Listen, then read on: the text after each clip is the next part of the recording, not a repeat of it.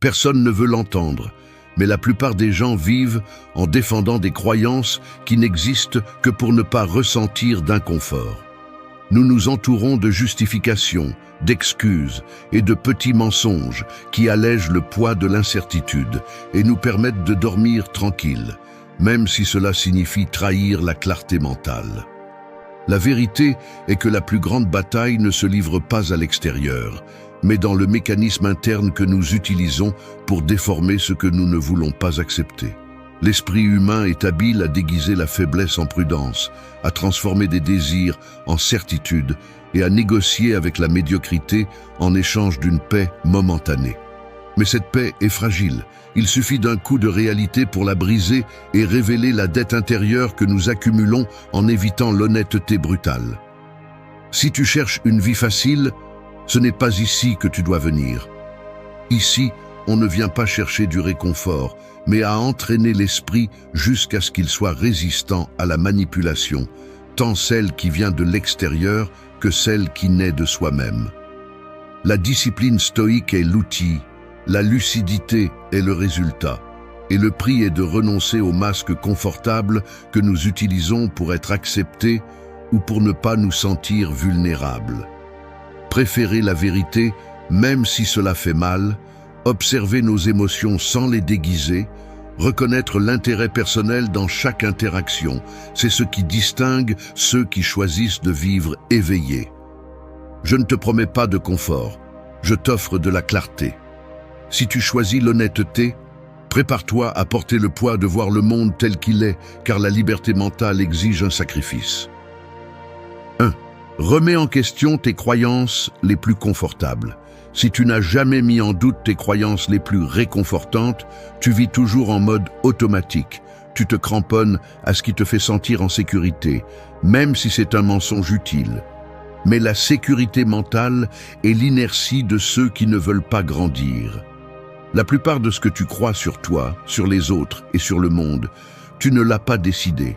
Tu l'as absorbé sans filtre, parce que c'était facile, parce que c'était confortable, parce que c'était ce que tout le monde répétait.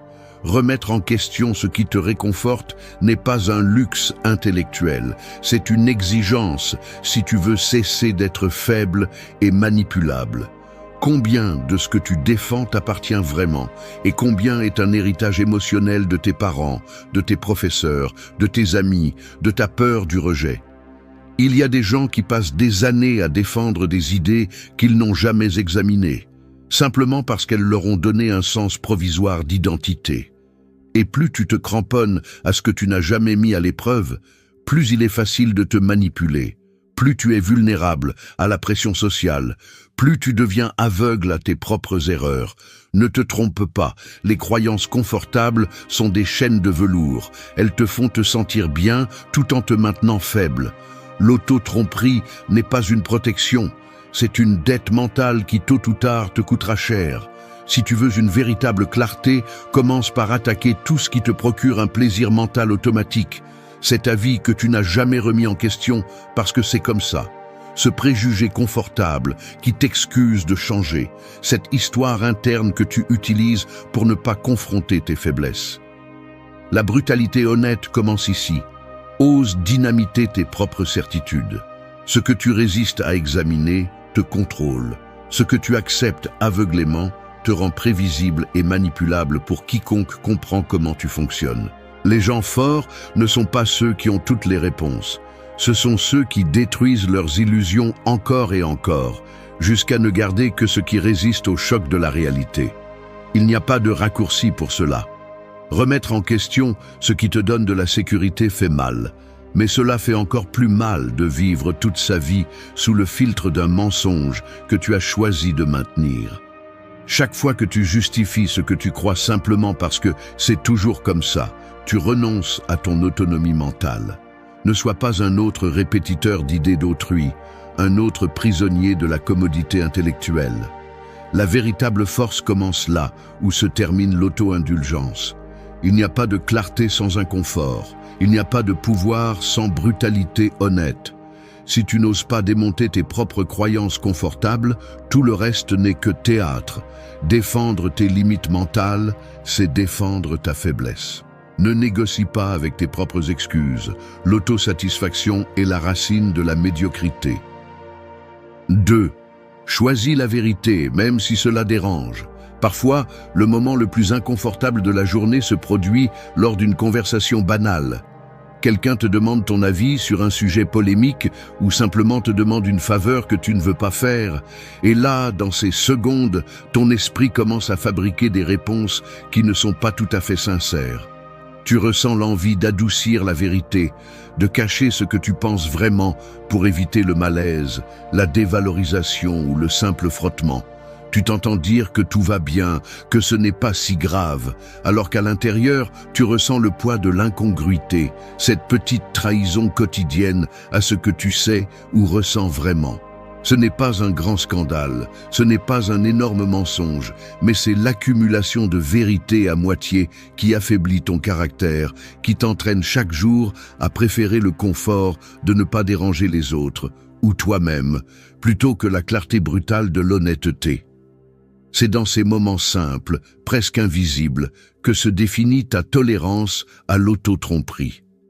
Accepter la vérité, même quand cela dérange, n'est pas un acte héroïque réservé aux situations extrêmes. C'est une pratique quotidienne, presque toujours silencieuse, qui commence dans le dialogue interne plutôt que dans le débat avec les autres. Tu peux sentir comment ton esprit cherche des excuses, rationalise, s'accroche à des justifications pour ne pas faire face à ce qui te semble amer ou douloureux. La tentation de te distraire, de procrastiner, de regarder ailleurs, est un signe que c'est là où tu dois regarder plus intensément. La vérité ne te fait pas toujours sentir bien, mais elle te laisse toujours plus léger. Chaque fois que tu choisis d'affronter ce qui est, même si cela fait mal, tu renforces ce muscle mental qui te rend résistant à la manipulation, à la peur et à la médiocrité. Il ne s'agit pas de dire tout ce que tu penses sans filtre, mais de cesser de te mentir sur tes raisons, tes limites et tes désirs. La plupart des gens préfèrent la version édulcorée de leur propre histoire. Ils adoucissent leurs erreurs, minimisent leurs faiblesses, exagèrent les fautes des autres pour pouvoir dormir tranquille. Mais ce sommeil est fragile et coûteux. La vérité inconfortable est le prix d'une autonomie réelle. Si tu fuis la vérité pour protéger ton ego, tu paies avec l'intérêt de l'anxiété, de l'insécurité et du mépris de soi déguisé en prudence. La vie ne récompense pas celui qui se ment bien, mais celui qui se confronte à lui-même sans anesthésie. Il n'y a pas de croissance sans friction interne. Il n'y a pas de liberté sans le courage de reconnaître ce que tu évites de regarder. La vérité que tu ne veux pas entendre est celle dont tu as le plus besoin d'écouter. C'est l'une de ces phrases que tu dois te rappeler. La vérité dérange, mais elle te libère. Si chaque jour tu choisis la vérité, même si cela dérange, tu deviens maître de ton esprit et architecte de ton destin. 3. Observe tes émotions avant de décider. Je reconnais que la plupart de mes pires décisions ne sont pas nées d'arguments erronés, mais d'émotions mal gérées. Ce n'est pas le manque de logique qui m'a poussé à agir impulsivement, ni l'absence d'information qui m'a conduit à dire des choses dont je me suis ensuite repenti.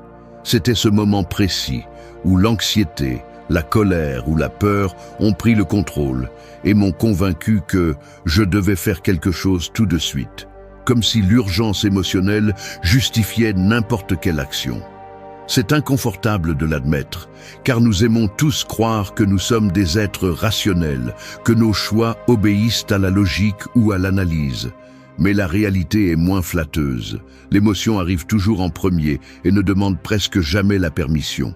L'esprit réagit d'abord et pose des questions ensuite. Si tu n'es pas conscient de ce que tu ressens juste avant de décider, tu es esclave de ta réaction automatique, même si tu la déguises en raisonnement. La plupart des gens n'observent pas ce qui se passe à l'intérieur d'eux. Ils identifient le dégoût, la frustration ou l'impatience seulement lorsqu'ils se sont déjà manifestés en mots, gestes ou décisions difficiles à inverser. C'est un mécanisme presque invisible, mais dévastateur. L'émotion non reconnue est comme un filtre sale. Elle déforme ce que tu perçois, ce que tu te souviens et ce que tu crois être urgent. Et si tu ne stoppes pas ce processus pour l'examiner, ce que tu décides dans cet état est souvent coûteux, inutile ou simplement stupide. C'est pourquoi le premier acte d'honnêteté brutale envers soi-même est de s'arrêter avant de répondre, avant d'accepter, avant de confronter. Faire une pause, même de quelques secondes, pour te demander « Que ressens-je vraiment ?» Pas pour le justifier, mais pour l'identifier et décider s'il mérite d'avoir le contrôle de ta prochaine action. Si tu n'observes pas ton émotion, l'émotion décide pour toi. C'est la mécanique de base de l'auto-tromperie. Quand l'émotion te pousse, tu construis des arguments à son service et transformes l'illusion en justification. Il ne s'agit pas de réprimer ce que tu ressens, ni de forcer une froideur artificielle. Il s'agit de développer une sorte de radar interne qui détecte le mouvement émotionnel avant qu'il ne se transforme en impulsion. S'entraîner à cela est inconfortable car cela implique d'admettre que tu n'as pas toujours le contrôle, que souvent tes réponses sont enfantines, défensives ou simplement maladroites.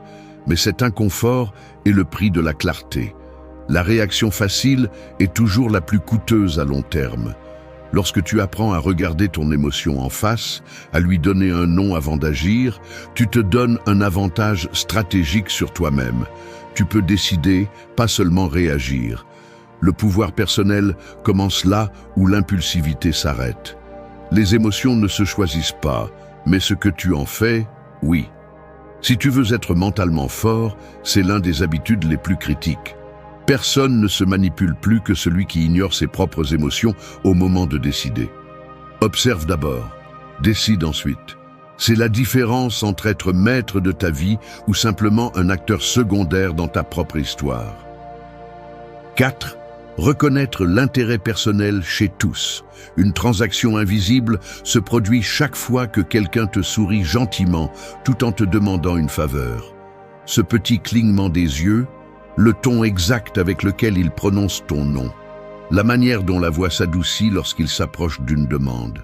Tout ce théâtre subtil est conçu, consciemment ou non, pour pencher la balance en leur faveur. L'intérêt personnel ne crie pas toujours. Il chuchote souvent, tout en ajustant les pièces du plateau. Il suffit d'observer une conversation dans n'importe quel bureau, un repas de famille, même un rendez-vous informel. Les gestes, les pauses, les silences stratégiques, les compliments qui apparaissent juste avant une demande. Personne ne joue en blanc, personne ne parle sans agenda. La plupart des gens n'admettent même pas cela devant eux-mêmes, mais chaque mouvement, aussi inoffensif qu'il puisse paraître, est un investissement émotionnel, un pari pour obtenir quelque chose, grand ou petit, immédiat ou à long terme. Voir cela n'est pas du cynisme, c'est de la clarté. L'innocence coûte cher, car elle te place comme une pièce sur le plateau des autres. Croire en la pureté absolue des motivations d'autrui, c'est laisser la porte ouverte à la déception et à la manipulation. L'intérêt personnel est le lubrifiant de toute interaction sociale. Il se manifeste dans la manière dont quelqu'un écoute uniquement pour répondre, dans la promesse faite pour te calmer, dans l'aide offerte avec le calcul d'une dette future. Il y a ceux qui vivent en demandant de la compréhension, mais n'offrent jamais la leur lorsque cela ne leur convient plus. D'autres louent tes réalisations pour que tu prêtes attention aux leurs. Chaque geste, chaque mot, chaque omission façonne une relation de force, même si personne ne l'avoue à haute voix. Il ne s'agit pas de devenir paranoïaque ni de rejeter toute manifestation d'affection, mais d'entraîner l'œil intérieur à détecter les motivations réelles derrière les apparences. L'honnêteté brutale, ici, signifie accepter que tu joues aussi ce jeu, que dans chaque interaction, tu cherches quelque chose, même si c'est de l'approbation, du confort ou simplement de la paix. Nier l'intérêt personnel est l'excuse préférée des manipulateurs et le prétexte des naïfs. La différence entre vivre éveillé ou être utilisé réside dans le développement de cette lucidité froide qui observe le fond de chaque dynamique. Tout le monde défend son agenda, même quand il dit ne pas en avoir. Cette phrase, tu dois te la rappeler avant de faire confiance aveuglément à une promesse, une émotion, une histoire. L'entraînement commence dans le quotidien. Observe comment tu réagis quand on te demande une faveur, comment tu changes de ton si tu as besoin de quelque chose, comment tu ajustes le récit lorsque tes intérêts sont en jeu. Cette conscience te vaccine contre la manipulation, qu'elle soit propre ou étrangère. Voir l'intérêt personnel n'est pas perdre son humanité, c'est gagner du pouvoir. Celui qui reconnaît les rouages derrière le théâtre social cesse d'être une marionnette. L'intérêt fait tourner le monde, et seuls les naïfs l'ignorent. Phrase emblématique. L'innocence est la faiblesse la plus coûteuse que tu puisses te permettre. 5. Ne négocie pas avec ton auto-tromperie. Il n'y a pas d'accord possible avec ta propre mensonge. L'auto-tromperie est le piège le plus sophistiqué que tu puisses te construire. Elle agit comme un contrat silencieux dans lequel tu te promets de ne pas regarder ce qui te dérange en échange d'un peu de soulagement immédiat. Mais ce soulagement est un poison déguisé en trêve, et chaque fois que tu choisis de ne pas voir, tu ne te contentes pas de te fragiliser, tu te trahis. Ne négocie pas avec tes excuses, ne cherche pas à justifier cette voix intérieure qui te dit que tu l'affronteras plus tard, que ce n'est pas si grave, que tout le monde le fait. Cette voix est l'usine de la médiocrité et du sabotage personnel, celle qui te maintient attaché à des schémas que tu devrais déjà avoir détruits. L'auto-tromperie n'est pas innocente. C'est un mécanisme de défense qui, à chaque répétition, érode ta crédibilité interne.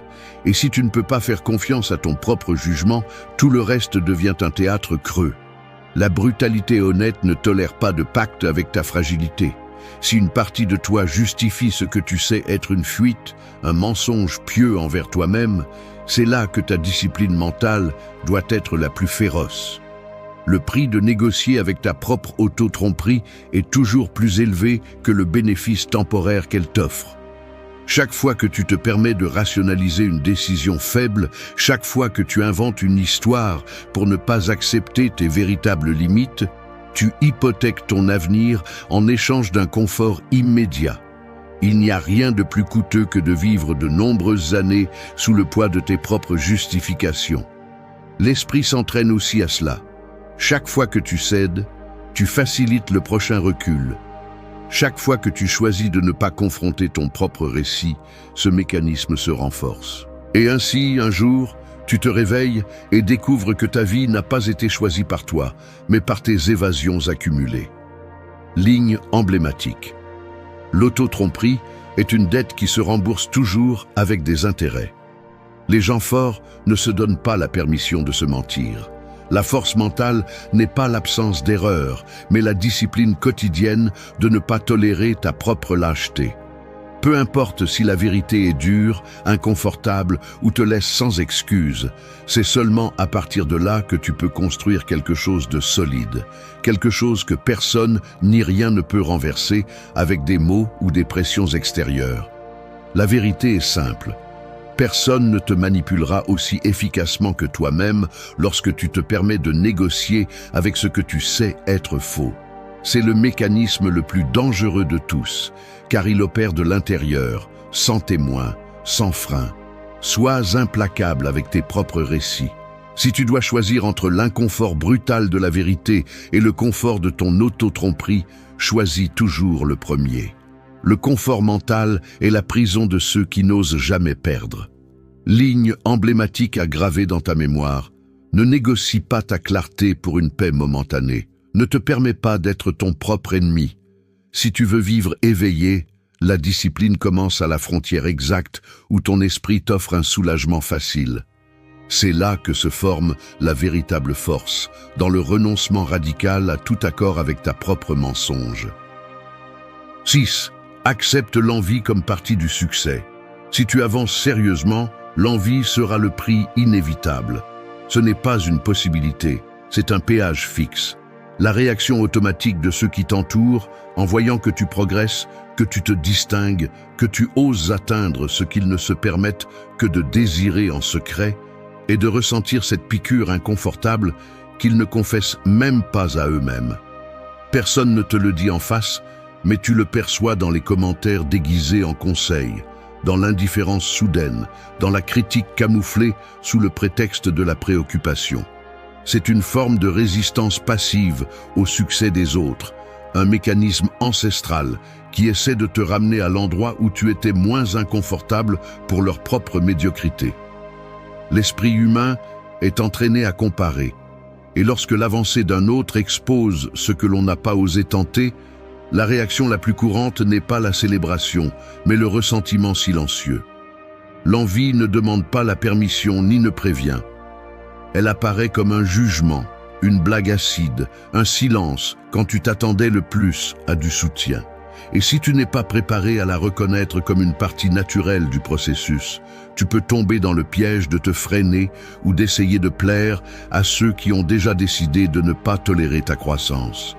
Accepter l'envie comme partie du succès implique d'abandonner la naïveté de croire que les réalisations personnelles n'apporteront que de l'admiration ou du respect.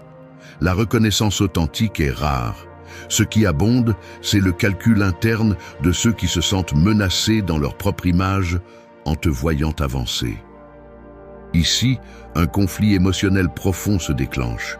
Une partie de toi veut partager tes avancées, mais une autre ressent le poids possible de la désapprobation ou du rejet. Si tu ne formes pas ton esprit à supporter ce désenchantement, tu peux finir par saboter ton progrès juste pour ne pas gêner les autres. C'est une forme d'auto-tromperie plus subtile, où tu sacrifies ton potentiel en échange d'appartenance ou d'acceptation sociale. Mais ce pacte est une défaite silencieuse. Tu dois décider si tu préfères grandir ou être aimé par ceux qui ne te soutiennent que lorsque tu ne représentes pas une menace pour leur confort mental. L'honnêteté brutale exige de regarder la réalité en face. Le succès révèle la véritable relation des autres avec toi, et souvent, il expose aussi tes propres insécurités. Ce n'est pas facile de supporter les regards qui ne célèbrent pas, les mots qui minimisent, la distance qui grandit au fur et à mesure que tu te distingues. Mais c'est le filtre naturel. Ceux qui ne se réjouissent pas de ton avancement étaient là seulement tant que tu étais inoffensif. L'envie est le thermomètre de ton progrès. Si personne ne la ressent, tu n'as probablement rien fait de pertinent. Ligne emblématique. Le prix du succès est de supporter l'inconfort des autres. Tu n'as pas à lutter contre l'envie ni à chercher des explications. Reconnais-le simplement et continue. La véritable croissance n'a pas besoin de permission ni d'applaudissements. Si tu laisses la réaction des autres réguler ton avancement, tu te condamnes à la médiocrité consensuelle. La discipline mentale ici est de ne pas demander d'approbation pour te surpasser. Choisis le poids du succès, avec tout ce qu'il apporte, plutôt que le réconfort d'être invisible. 7. Analyse des faits, pas des promesses. Tu vas à un entretien d'embauche et après une demi-heure de sourires, de phrases toutes faites et de promesses de croissance professionnelle, tu sors avec le doute inconfortable de savoir si tout cela signifie quelque chose de réel ou si ce n'était qu'un discours bien rodé. Au fond, tu sais que cette situation se répète dans de nombreux autres contextes. Un couple promet de changer, un ami assure qu'il sera là quand tu en auras besoin, un patron te jure que le mois prochain, il y aura reconnaissance ou augmentation. Mais si tu regardes ton historique, pas ce qu'on t'a dit, mais ce qui s'est effectivement passé, le schéma est clair. La plupart des déceptions naissent de la confiance accordée à de belles paroles plutôt qu'à l'examen de l'historique des faits. L'esprit veut s'accrocher aux promesses car c'est plus réconfortant que de regarder la froide réalité. L'auto-tromperie se nourrit de futurs possibles, jamais de passé vérifiable. C'est ici qu'intervient la discipline brutale. Si tu veux cesser d'être manipulable, tu dois entraîner ton regard à analyser des faits, pas des promesses. C'est la ligne de démarcation entre l'innocence et la clarté. Le mécanisme mental qui nous rend vulnérables est le même. Nous préférons la narration qui nous arrange à la réalité qui dérange. Analyser des faits exige une froideur qui blesse l'ego, car cela révèle souvent que les gens ne sont pas ce qu'ils prétendent être, que toi-même tu as retardé des changements que tu juras de commencer, que tes relations, Ton travail ou tes habitudes ne s'améliorent pas grâce aux promesses, mais grâce à la répétition d'actions concrètes. Quand une personne te montre par son comportement ce qu'elle priorise réellement, c'est cela le fait, même si cela fait mal. Une promesse sans fait qui la soutienne n'est qu'une dette émotionnelle qui ne sera probablement jamais remboursée. L'entraînement stoïque consiste à regarder le bilan réel que cette personne ou toi-même a-t-elle fait quand personne ne regardait, quand il n'y avait pas de pression sociale? Cela pèse plus que n'importe quel mot ou serment. L'erreur classique est de donner plus de valeur à l'espoir qu'à l'expérience. Il est plus facile de croire en ce que tu aimerais qu'il se passe et de retarder la déception que d'accepter la dureté de ce qui s'est déjà produit. C'est la racine de nombreuses relations toxiques, d'associations professionnelles ratées et de projets qui ne décollent jamais. L'attachement à une version idéalisée, soutenue par des promesses, tandis que les faits vont dans une autre direction. Le pouvoir personnel commence lorsque tu cesses d'acheter des discours et que tu deviens auditeur de la réalité. Les preuves pèsent plus que l'intention. C'est une règle qui protège de la manipulation et de l'auto-illusion. Chaque fois que tu te surprends à justifier quelqu'un ou toi-même pour ce qu'il fera sûrement, arrête-toi et examine l'historique des faits. C'est la seule base réelle pour faire confiance, décider ou investir de l'énergie.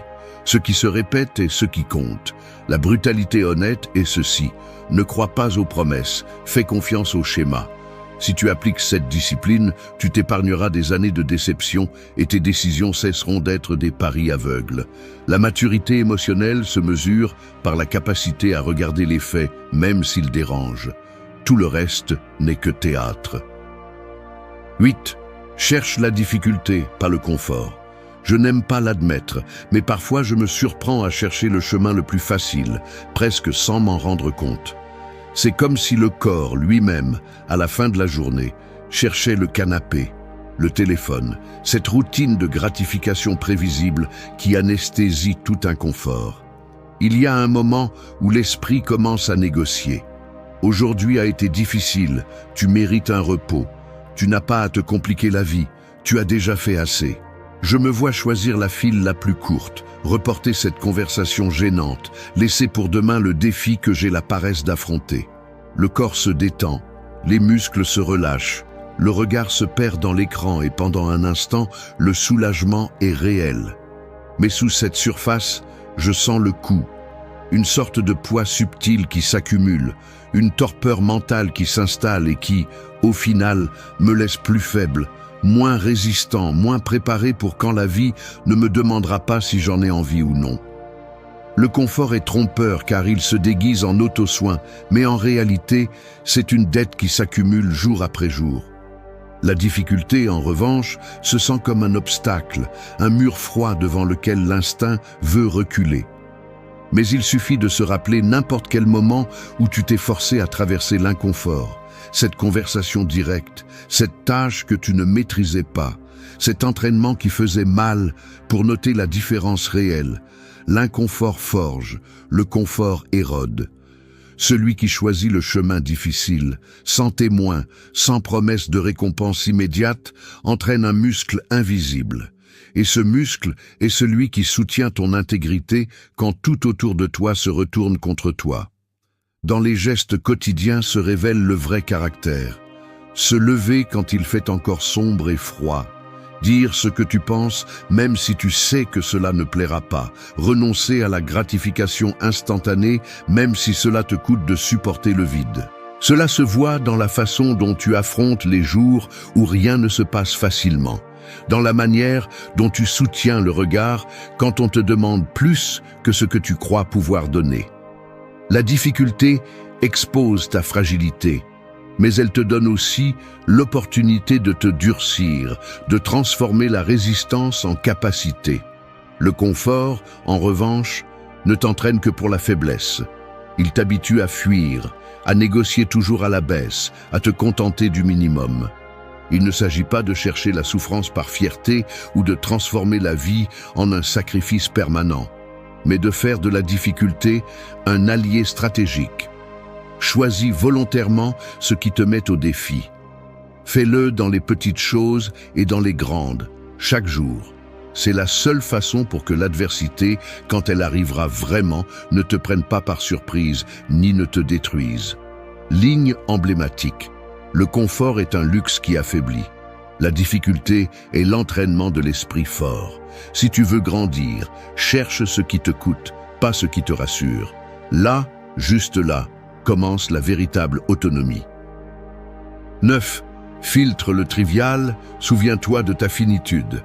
L'esprit ressemble à une boîte aux lettres saturées que tu ne nettoies jamais. Chaque jour, des messages urgents et des déchets déguisés en importance arrivent. Des notifications émotionnelles et des demandes d'autrui s'accumulent dans ta tête comme si ton temps était infini. Mais ce n'est pas le cas.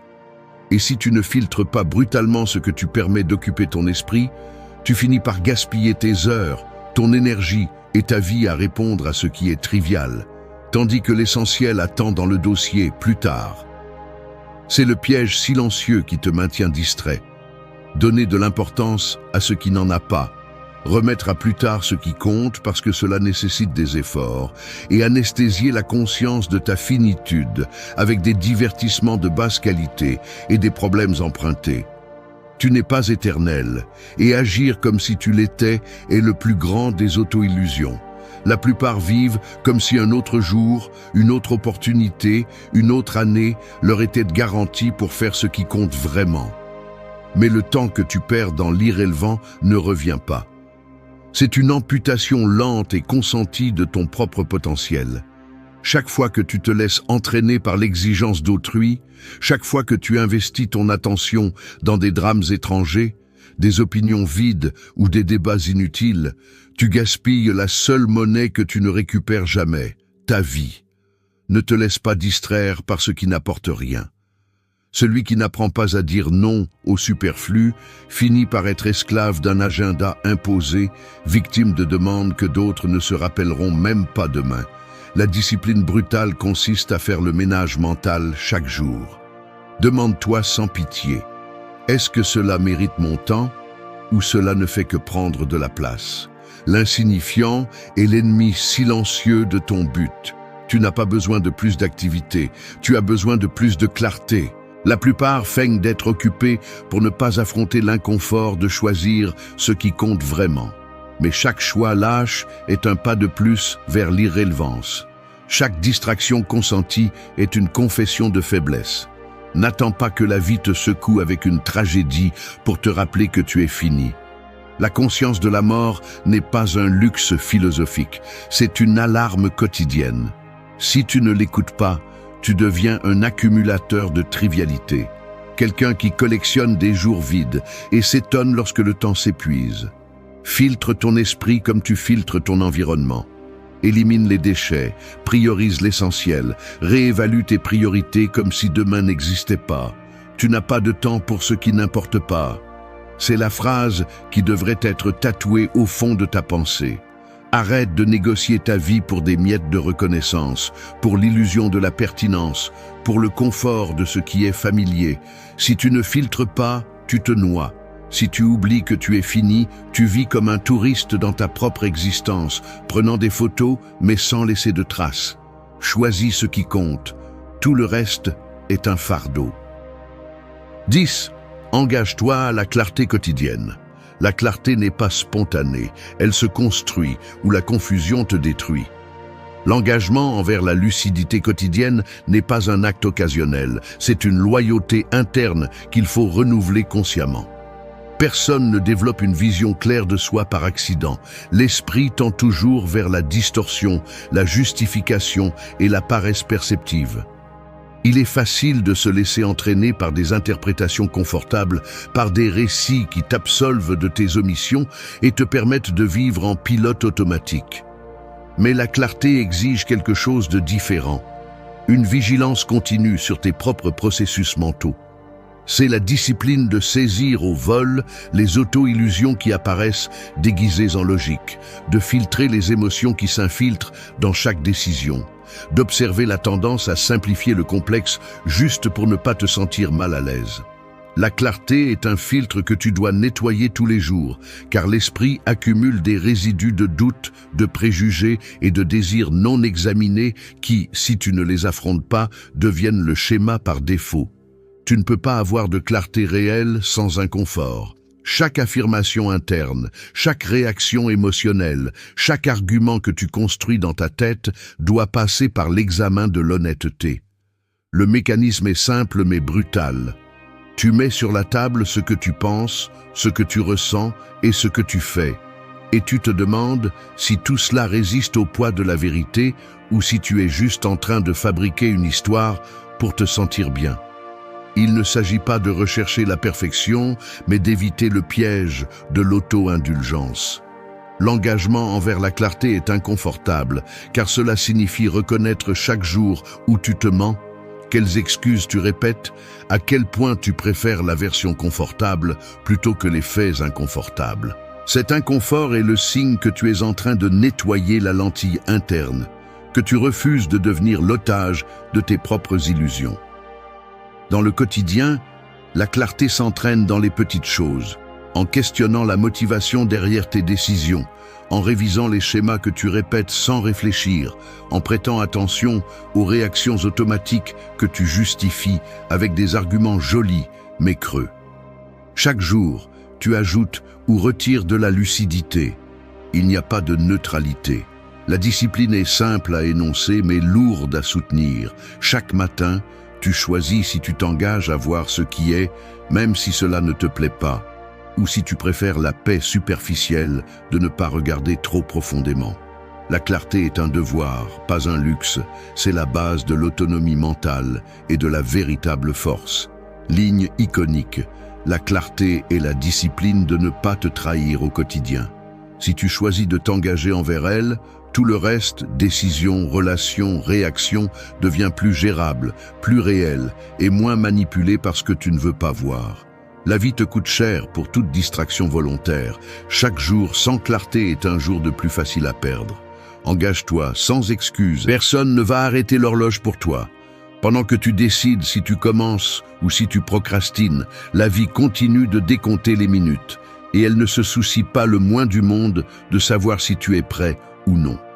La vérité est inconfortable. La plupart des gens se laissent entraîner par l'inertie du quotidien, attendant que quelque chose change, attendant de se sentir motivé ou de trouver le moment parfait. Mais ce moment n'arrive jamais tout seul. Chaque matin est une sorte d'examen silencieux. Ce que tu fais ou ne fais pas fait la différence entre avancer ou rester bloqué. Il n'y a pas de récompense pour ceux qui passent leur vie à justifier pourquoi ils ne commencent pas. Il y a un coût psychologique élevé à vivre à moitié, à laisser les excuses gouverner tes routines, à hypothéquer tes propres rêves pour construire ceux des autres. Personne ne va investir en toi si tu ne le fais pas d'abord. Le soin de soi n'est pas un luxe, c'est la base pour résister à l'épuisement mental et physique de la vie réelle. Si tu ne vis qu'en regardant dans le rétroviseur, tu perds le présent et tu répètes les mêmes erreurs. La discipline n'est pas négociable. La constance quotidienne pèse plus que n'importe quel talent ou coup de chance. Et non, personne ne va applaudir tes petites réussites autant que toi. Apprends à les célébrer en privé et à avancer. Au final, seul toi peux décider si tu deviens le protagoniste ou le spectateur de ta propre vie. L'urgence n'est pas de l'anxiété, c'est une clarté brutale. Il n'y a pas de temps à perdre. 1. Choisis d'avancer dès le premier instant. La vie n'a pas de bouton pause, ni d'option de retour en arrière. Chaque jour que tu choisis de remettre à plus tard, chaque matin où tu cèdes à la paresse ou te caches derrière des excuses, c'est du temps que tu ne récupéreras jamais. C'est aussi simple que cela, peu importe ce que tu te dis. La réalité est que le monde continue de tourner, les gens avancent, et tu peux rester exactement où tu es, ou prendre la décision d'avancer, même si tu n'as presque pas la force de le faire. La différence entre ceux qui réussissent et ceux qui restent coincés dans la médiocrité n'est pas le talent, ni la chance, ni des circonstances externes. C'est la capacité de se lever et de bouger quand la tête est encore pleine de doutes et que le corps veut rester immobile. Les excuses sont le prix que tu paies pour ne pas agir. Chaque fois que tu choisis de regarder ton téléphone avant de regarder tes priorités, chaque fois que tu te promets « demain je commence », tu t'entraînes à échouer. Ce n'est pas une exagération, c'est un mécanisme mental que tu renforces chaque fois que tu tournes le dos à l'action. Et pendant que tu te convaincs que tu as besoin de motivation, que aujourd'hui est une journée compliquée, que tu mérites de te reposer un peu plus, tes opportunités s'accumulent comme une dette silencieuse qui te coûtera cher tôt ou tard. Personne ne vient te sauver, personne ne fera pour toi ce que tu ne fais pas pour toi-même. Il est facile de raconter des histoires sur tout ce qui te retient, facile de justifier l'inertie avec des explications sophistiquées. Mais la vérité est simple. Tu n'avances que si tu choisis d'avancer. Et ce premier mouvement, cet instant où tu décides d'agir même si tu n'en as pas envie, même si tu n'as pas de clarté, est la seule chose qui te sépare d'une autre journée gâchée. Le monde ne va pas s'arrêter parce que tu n'es pas prêt. La discipline ne se donne pas. Elle se construit avec des décisions inconfortables, une après l'autre, depuis la minute où tu ouvres les yeux. Tu n'as pas besoin d'attendre de te sentir inspiré. Tu n'as pas besoin que les conditions soient parfaites. Tu n'as pas besoin de savoir exactement comment tu vas y parvenir, car personne ne le sait au début.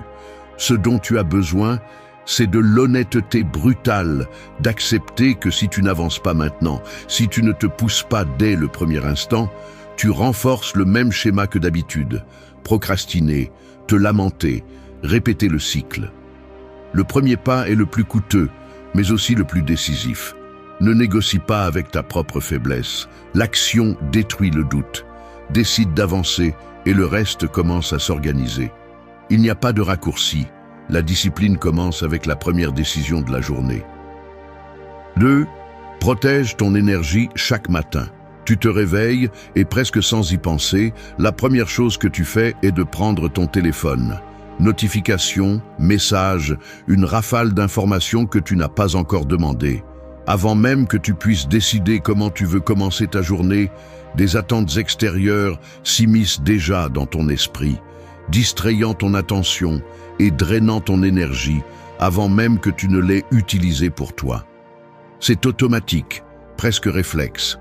L'habitude de te livrer à l'extérieur avant de te demander comment tu te sens vraiment, dans quel état tu arrives à cette journée, ou ce que tu as besoin de protéger pour ne pas te perdre parmi des demandes et des stimuli que tu n'as pas choisis.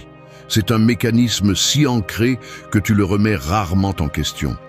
Mais il est là. Chaque matin, la première attaque sur ton énergie se produit bien avant que tu ne sortes du lit. La plupart des gens ne réalisent pas l'importance de ce moment. Ils croient que l'énergie est inépuisable ou qu'ils peuvent la récupérer plus tard, comme si la volonté et la clarté mentale étaient une ressource qui se renouvelle simplement parce que oui. Mais ça ne fonctionne pas comme ça. Le matin est le terrain le plus fertile et aussi le plus vulnérable.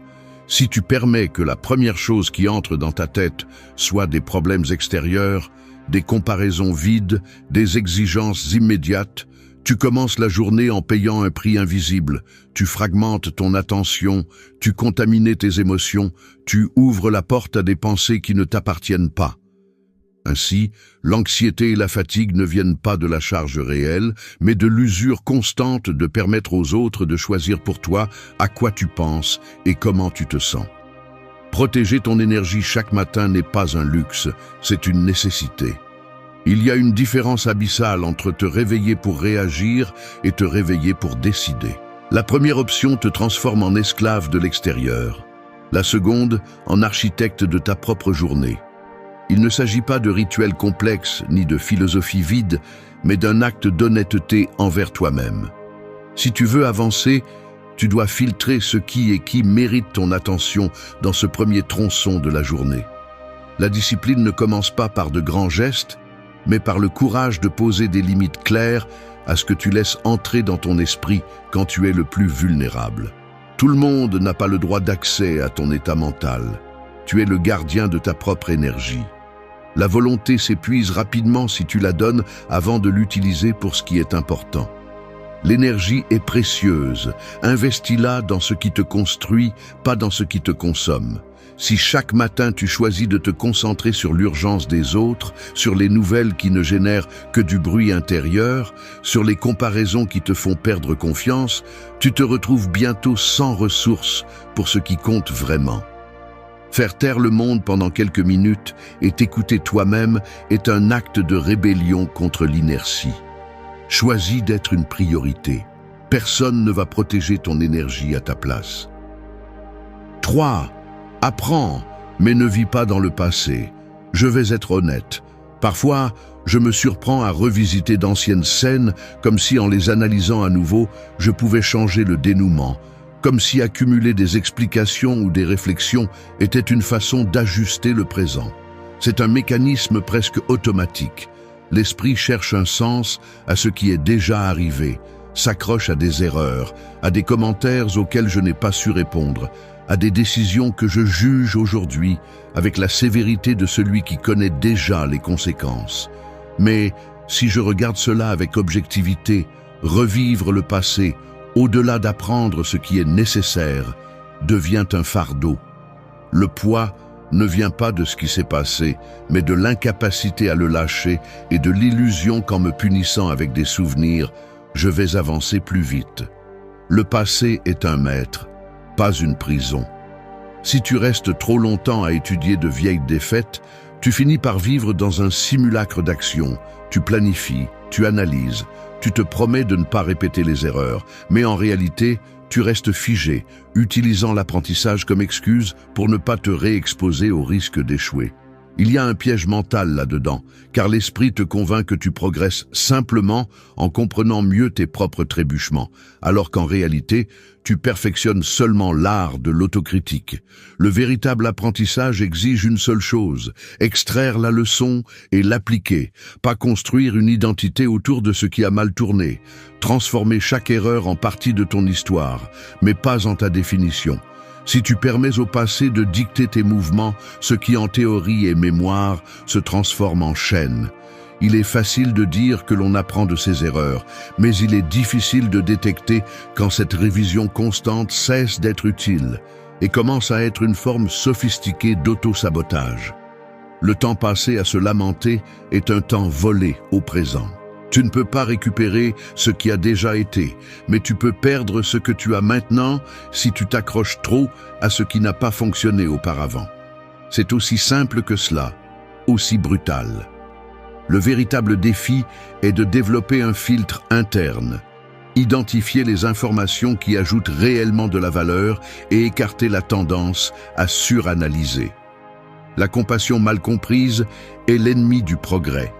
Il ne s'agit pas de nier tes échecs ni de les embellir, mais de comprendre que l'apprentissage n'a de valeur que si tu le transformes en action immédiate. Le passé informe, mais la décision se prend toujours dans le présent. Tu n'es pas tes erreurs, tu es ce que tu en fais. C'est la phrase que tu devrais te rappeler chaque matin, car si tu ne coupes pas le cycle de revenir toujours au même point, tu entraîneras ton esprit à survivre dans le regret au lieu d'avancer avec responsabilité. La discipline d'apprendre du passé, mais de ne pas y vivre, nécessite une vigilance constante. Ce n'est pas un acte unique, c'est une décision quotidienne. Chaque fois que la tentation de te punir pour ce que tu n'as pas bien fait apparaît, rappelle-toi que ce temps investi dans l'auto-reproche est une ressource que tu ne récupéreras jamais. Le passé sert de référence, pas de destination. Si tu veux avancer, utilise l'apprentissage comme tremplin, jamais comme excuse pour rester immobile. L'avenir ne t'attend pas, il ne t'appartient que si tu coupes l'ancre et commences à ramer aujourd'hui. Ou 4. Fais de ton auto-soin une priorité. Un corps qui traîne chaque matin avec les épaules affaissées et le regard embrumé, c'est comme une machine qui ne reçoit jamais d'entretien. Tu peux la forcer à fonctionner un certain temps, mais chaque jour, l'usure s'accumule dans les engrenages. Il suffit de regarder les petits gestes, la lenteur avec laquelle tu te lèves, la rigidité dans la mâchoire en mâchant le petit déjeuner, ce clignement d'œil lourd devant le miroir, comme si ton reflet te demandait si aujourd'hui tu vas continuer à te traiter comme une ressource jetable. La plupart apprennent à ignorer ces signaux parce que le système récompense la productivité à tout prix, même lorsque ce que tu sacrifies est ton propre équilibre. Mais le coût est réel et tôt ou tard, la facture arrive. Irritabilité, fatigue qui ne disparaît pas même avec des heures de sommeil, pensées qui se bousculent dans ta tête comme des voitures dans un embouteillage mental. Tu t'entraînes tous les jours, mais pas pour la force, plutôt pour la résistance toxique de continuer à avancer tout en s'effondrant de l'intérieur. L'auto-soin n'est pas une récompense pour les bons jours, ni un luxe pour quand il y aura du temps. C'est la condition minimale pour que tout autre effort ait un sens. Si ton énergie est l'investissement le plus précieux, pourquoi la dépenses-tu d'abord pour tout ce qui est extérieur et laisses-tu les restes pour toi? Il y a une différence énorme entre survivre et être vraiment présent dans ta vie. Celui qui se néglige finit par vivre en mode automatique.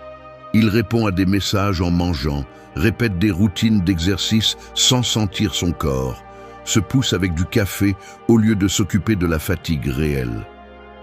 L'auto-soin est un acte de respect de soi, un rappel que tu n'es pas une pièce interchangeable ni une machine à satisfaire les attentes des autres. Ce n'est pas de l'égoïsme, c'est une fondation. Celui qui ne se priorise pas devient une version brisée de lui-même, qui ne peut offrir que des miettes aux autres. Regarde ta journée avec honnêteté.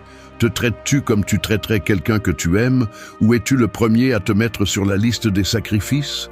Il y a de petits pactes que tu fais avec toi-même chaque jour. Sauter le petit déjeuner, ignorer le mal de tête, accepter l'insomnie comme partie du prix à payer. Mais ces négligences s'accumulent et finissent par miner non seulement ton rendement, mais aussi ta capacité à profiter de n'importe quel accomplissement. Tu ne peux pas exiger de ton corps et de ton esprit qu'ils fonctionnent dans des conditions optimales si tu les utilises comme s'ils étaient incassables. La discipline n'est pas seulement travailler dur, c'est aussi savoir quand s'arrêter, quand écouter ce que demande ta santé et ton équilibre. Tu ne peux rien construire de solide sur une base fracturée. C'est la vérité que beaucoup nient jusqu'à ce que la situation devienne insoutenable. L'auto-soin est une déclaration quotidienne. Aujourd'hui, je me choisis aussi.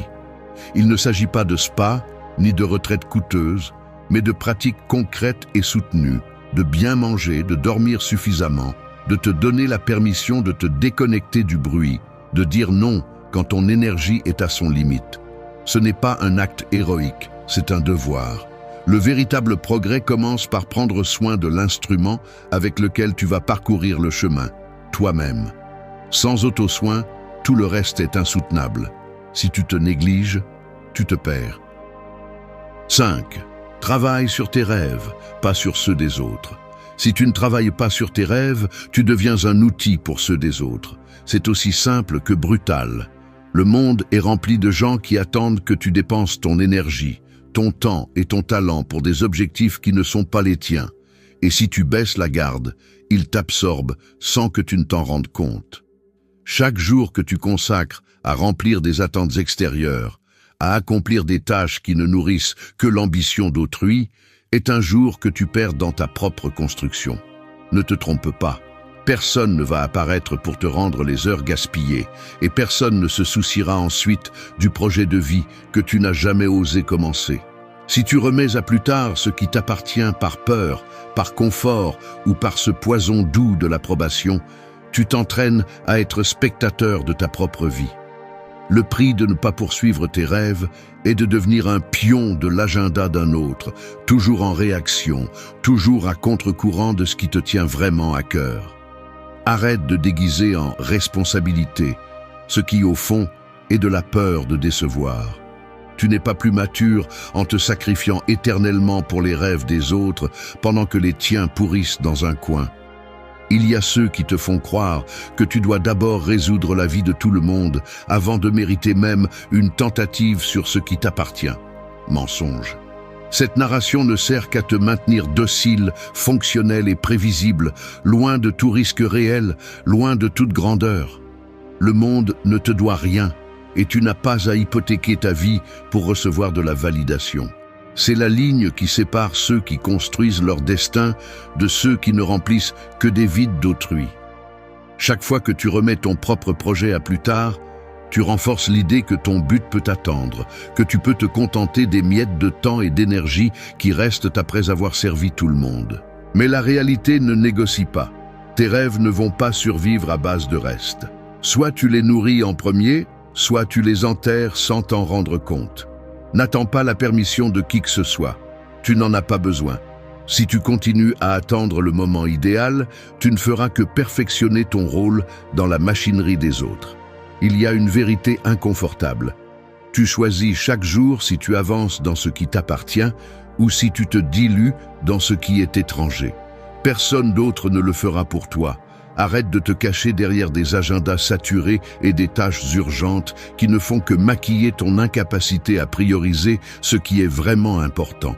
Si tu ne mets pas ton rêve au centre, le monde va le pousser vers les marges. Travaille sur ce qui t'appartient, même si personne ne t'applaudit, même si cela semble inutile, même si la fatigue te convainc qu'il est plus facile de te conformer à ce que tu fais d'habitude.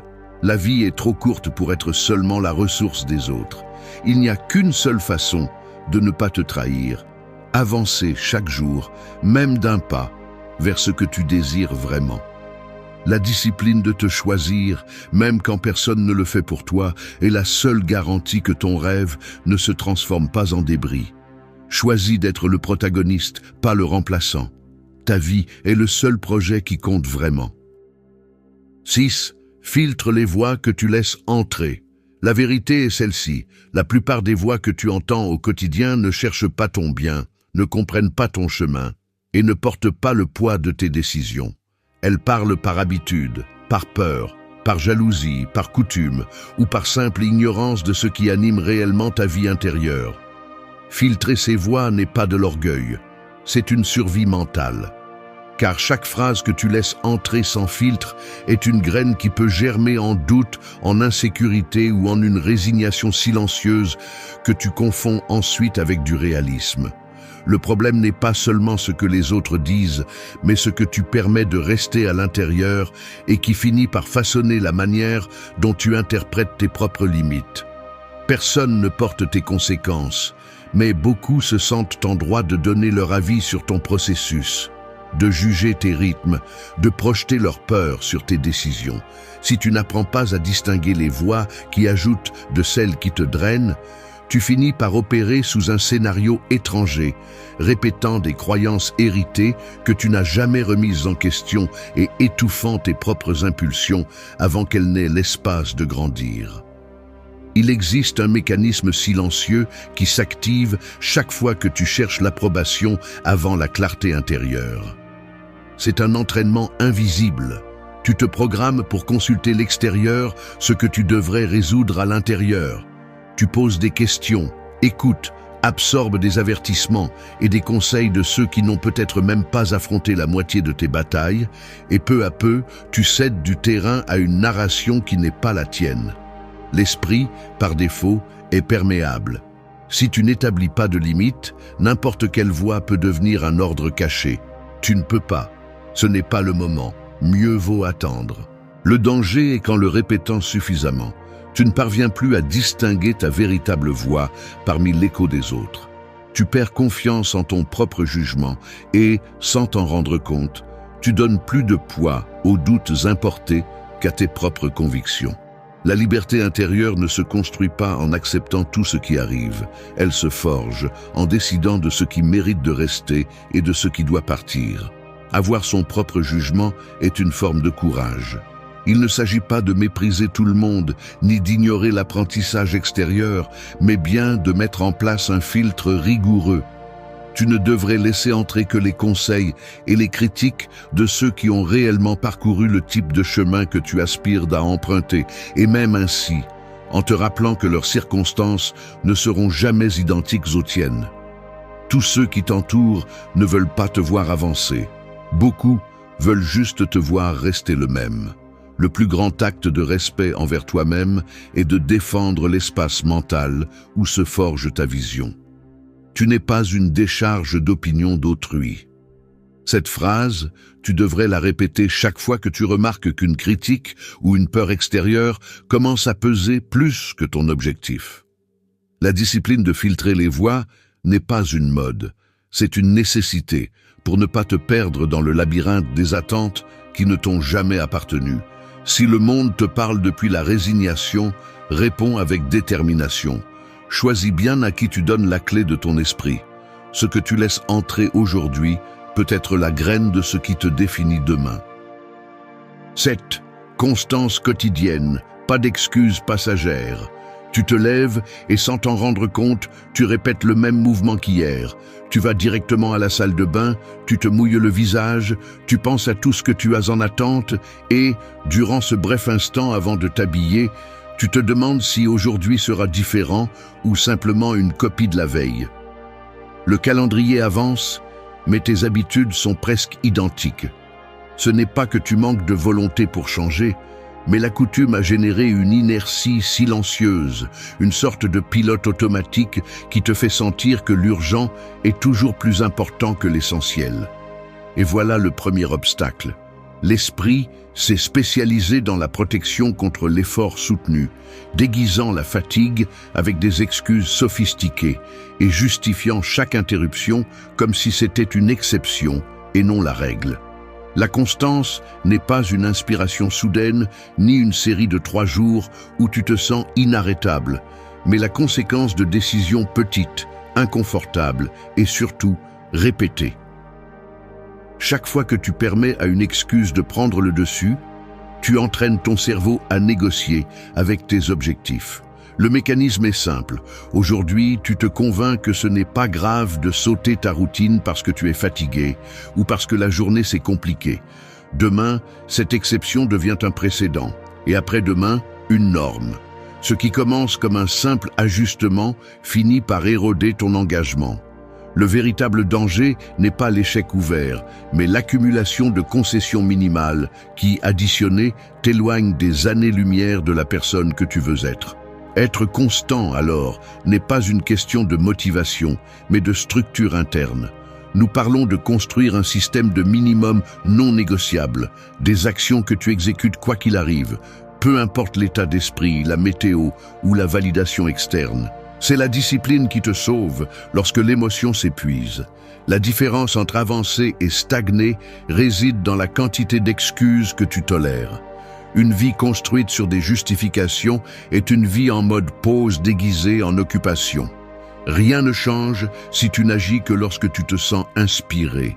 Ce qui transforme réellement, c'est l'insistance quotidienne, l'engagement presque obstiné envers ce que tu as décidé qu'il importe.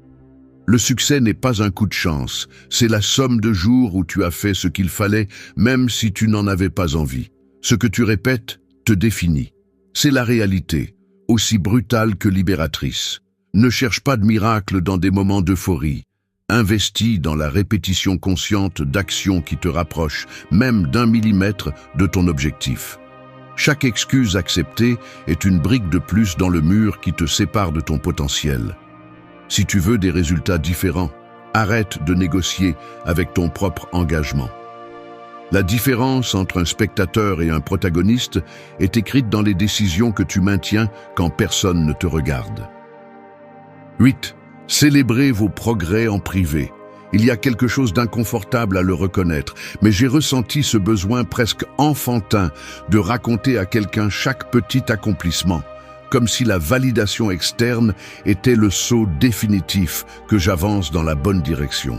C'est automatique. Une partie de moi veut montrer des preuves que je ne perds pas mon temps, comme si le processus n'avait aucune valeur sans témoin. Je me surprends à passer en revue mentalement à qui je pourrais envoyer une bonne nouvelle, ou à imaginer des réactions qui n'existent même pas. Tout cela pour sentir que l'effort résonne à l'extérieur. Mais la réalité est autre. Lorsque le progrès dépend du regard des autres, vous devenez prisonnier des applaudissements et cet esclavage s'infiltre dans les gestes quotidiens. Pensez-y, vous finissez par vérifier votre téléphone après chaque avancée, vous vous arrêtez pour prendre une photo avant de vraiment profiter du moment, vous éditez même l'histoire pour qu'elle semble plus intéressante lorsque vous la racontez. C'est un mécanisme silencieux, presque invisible, qui vous vole la satisfaction authentique et la remplace par une dose fugace d'approbation. Le véritable progrès est autre chose. Il se produit dans ces moments silencieux où personne ne regarde, où le seul témoin êtes vous, avec vos doutes et vos certitudes. Vous regardez l'horloge après avoir terminé une tâche qui semblait auparavant impossible. Vous sentez le pouls accélérer après avoir terminé cet entraînement que vous vous étiez promis. Vous ressentez un soulagement subtil en remarquant qu'une réaction automatique ne contrôle plus vos décisions. Personne ne le voit, personne ne l'applaudit, mais c'est là que se forge le caractère. Le progrès réel ne se mesure pas en likes ni en félicitations. Il se perçoit dans l'ajustement de la posture, dans la respiration plus calme, dans ce regard ferme lorsque vous tenez enfin vos propres engagements. La discipline se cultive en privé et le mérite authentique n'a pas besoin d'audience pour être précieux. Célébrer en privé est une preuve de maturité. C'est l'acte de reconnaître que la valeur de votre avancement ne dépend pas de la reconnaissance externe, mais de la cohérence entre ce que vous avez dit que vous feriez et ce que vous avez réellement fait, même si personne d'autre ne le sait. Il y a une dignité profonde à fermer les yeux un instant et à vous permettre de ressentir de la fierté sans le partager, sans chercher des témoins. C'est un investissement émotionnel qui renforce votre confiance en vous, car il vous prouve que vous pouvez vous soutenir sans échafaudage extérieur. Personne n'a besoin de voir votre processus pour qu'il soit réel. La victoire silencieuse pèse plus que 1000 applaudissements vides. C'est la ligne qui devrait guider vos jours. Si votre progrès n'existe que lorsque quelqu'un d'autre le valide, vous devenez dépendant d'une énergie que vous ne contrôlez jamais. Mais si vous apprenez à célébrer en privé, vous alimentez une source interne qui ne s'épuise pas chaque fois que le monde vous ignore. Les petits pactes tenus, les micro-avancées soutenues, la dignité de faire ce qui est juste même si personne ne le remarque, c'est ce qui vous soutient lorsque la motivation s'éteint et que l'environnement est indifférent ou même hostile. Choisissez le silence comme espace sacré pour vos réussites. Il y a un pouvoir brutal à regarder votre propre avancement et à savoir, sans témoin, que vous avancez bel et bien. La véritable force n'a pas besoin d'annonce. C'est la vérité qui sépare ceux qui construisent leur propre chemin de ceux qui cherchent seulement à se voir marcher. 9. Utilise l'urgence à ton avantage. Un incendie ne te laisse pas le temps de discuter si tu as envie de bouger. Soit tu cours, soit tu brûles. C'est aussi simple que ça. Le problème, c'est que la plupart des gens vivent en croyant que l'incendie est toujours loin, qu'ils ont du temps, qu'ils peuvent continuer à repousser, à peaufiner des excuses et à redessiner des plans pour un futur confortable qui n'arrivera jamais. Mais la réalité est différente. L'urgence n'attend pas que tu te sentes prêt et chaque jour perdu est une pièce de moins dans la structure de ta vie. Si tu te permets d'agir seulement lorsque le feu te brûle déjà les talons, c'est parce que tu as trop longtemps entraîné la passivité. Tu veux des résultats? Alors arrête de traiter ta vie comme si c'était une gomme éternelle et prends conscience. Chaque matin est un ultimatum déguisé en routine. Soit tu t'actives, soit tu te consumes dans la même monotonie. L'auto-tromperie est le mécanisme le plus coûteux que tu puisses entretenir. Tu te répètes qu'il y a encore du temps, que le moment idéal est à venir, que demain tu auras plus d'énergie ou de clarté pour faire ce pas qui te fait peur aujourd'hui. Mensonge. Ces récits ne font que t'entraîner à tolérer la paralysie, à accepter la médiocrité comme norme et à t'anesthésier face à ta propre insatisfaction. Si tu n'utilises pas l'urgence à ton avantage, l'urgence se transforme en anxiété destructrice, en dette de vie, en ce fatigue existentielle qui te pèse même si tu n'as rien fait.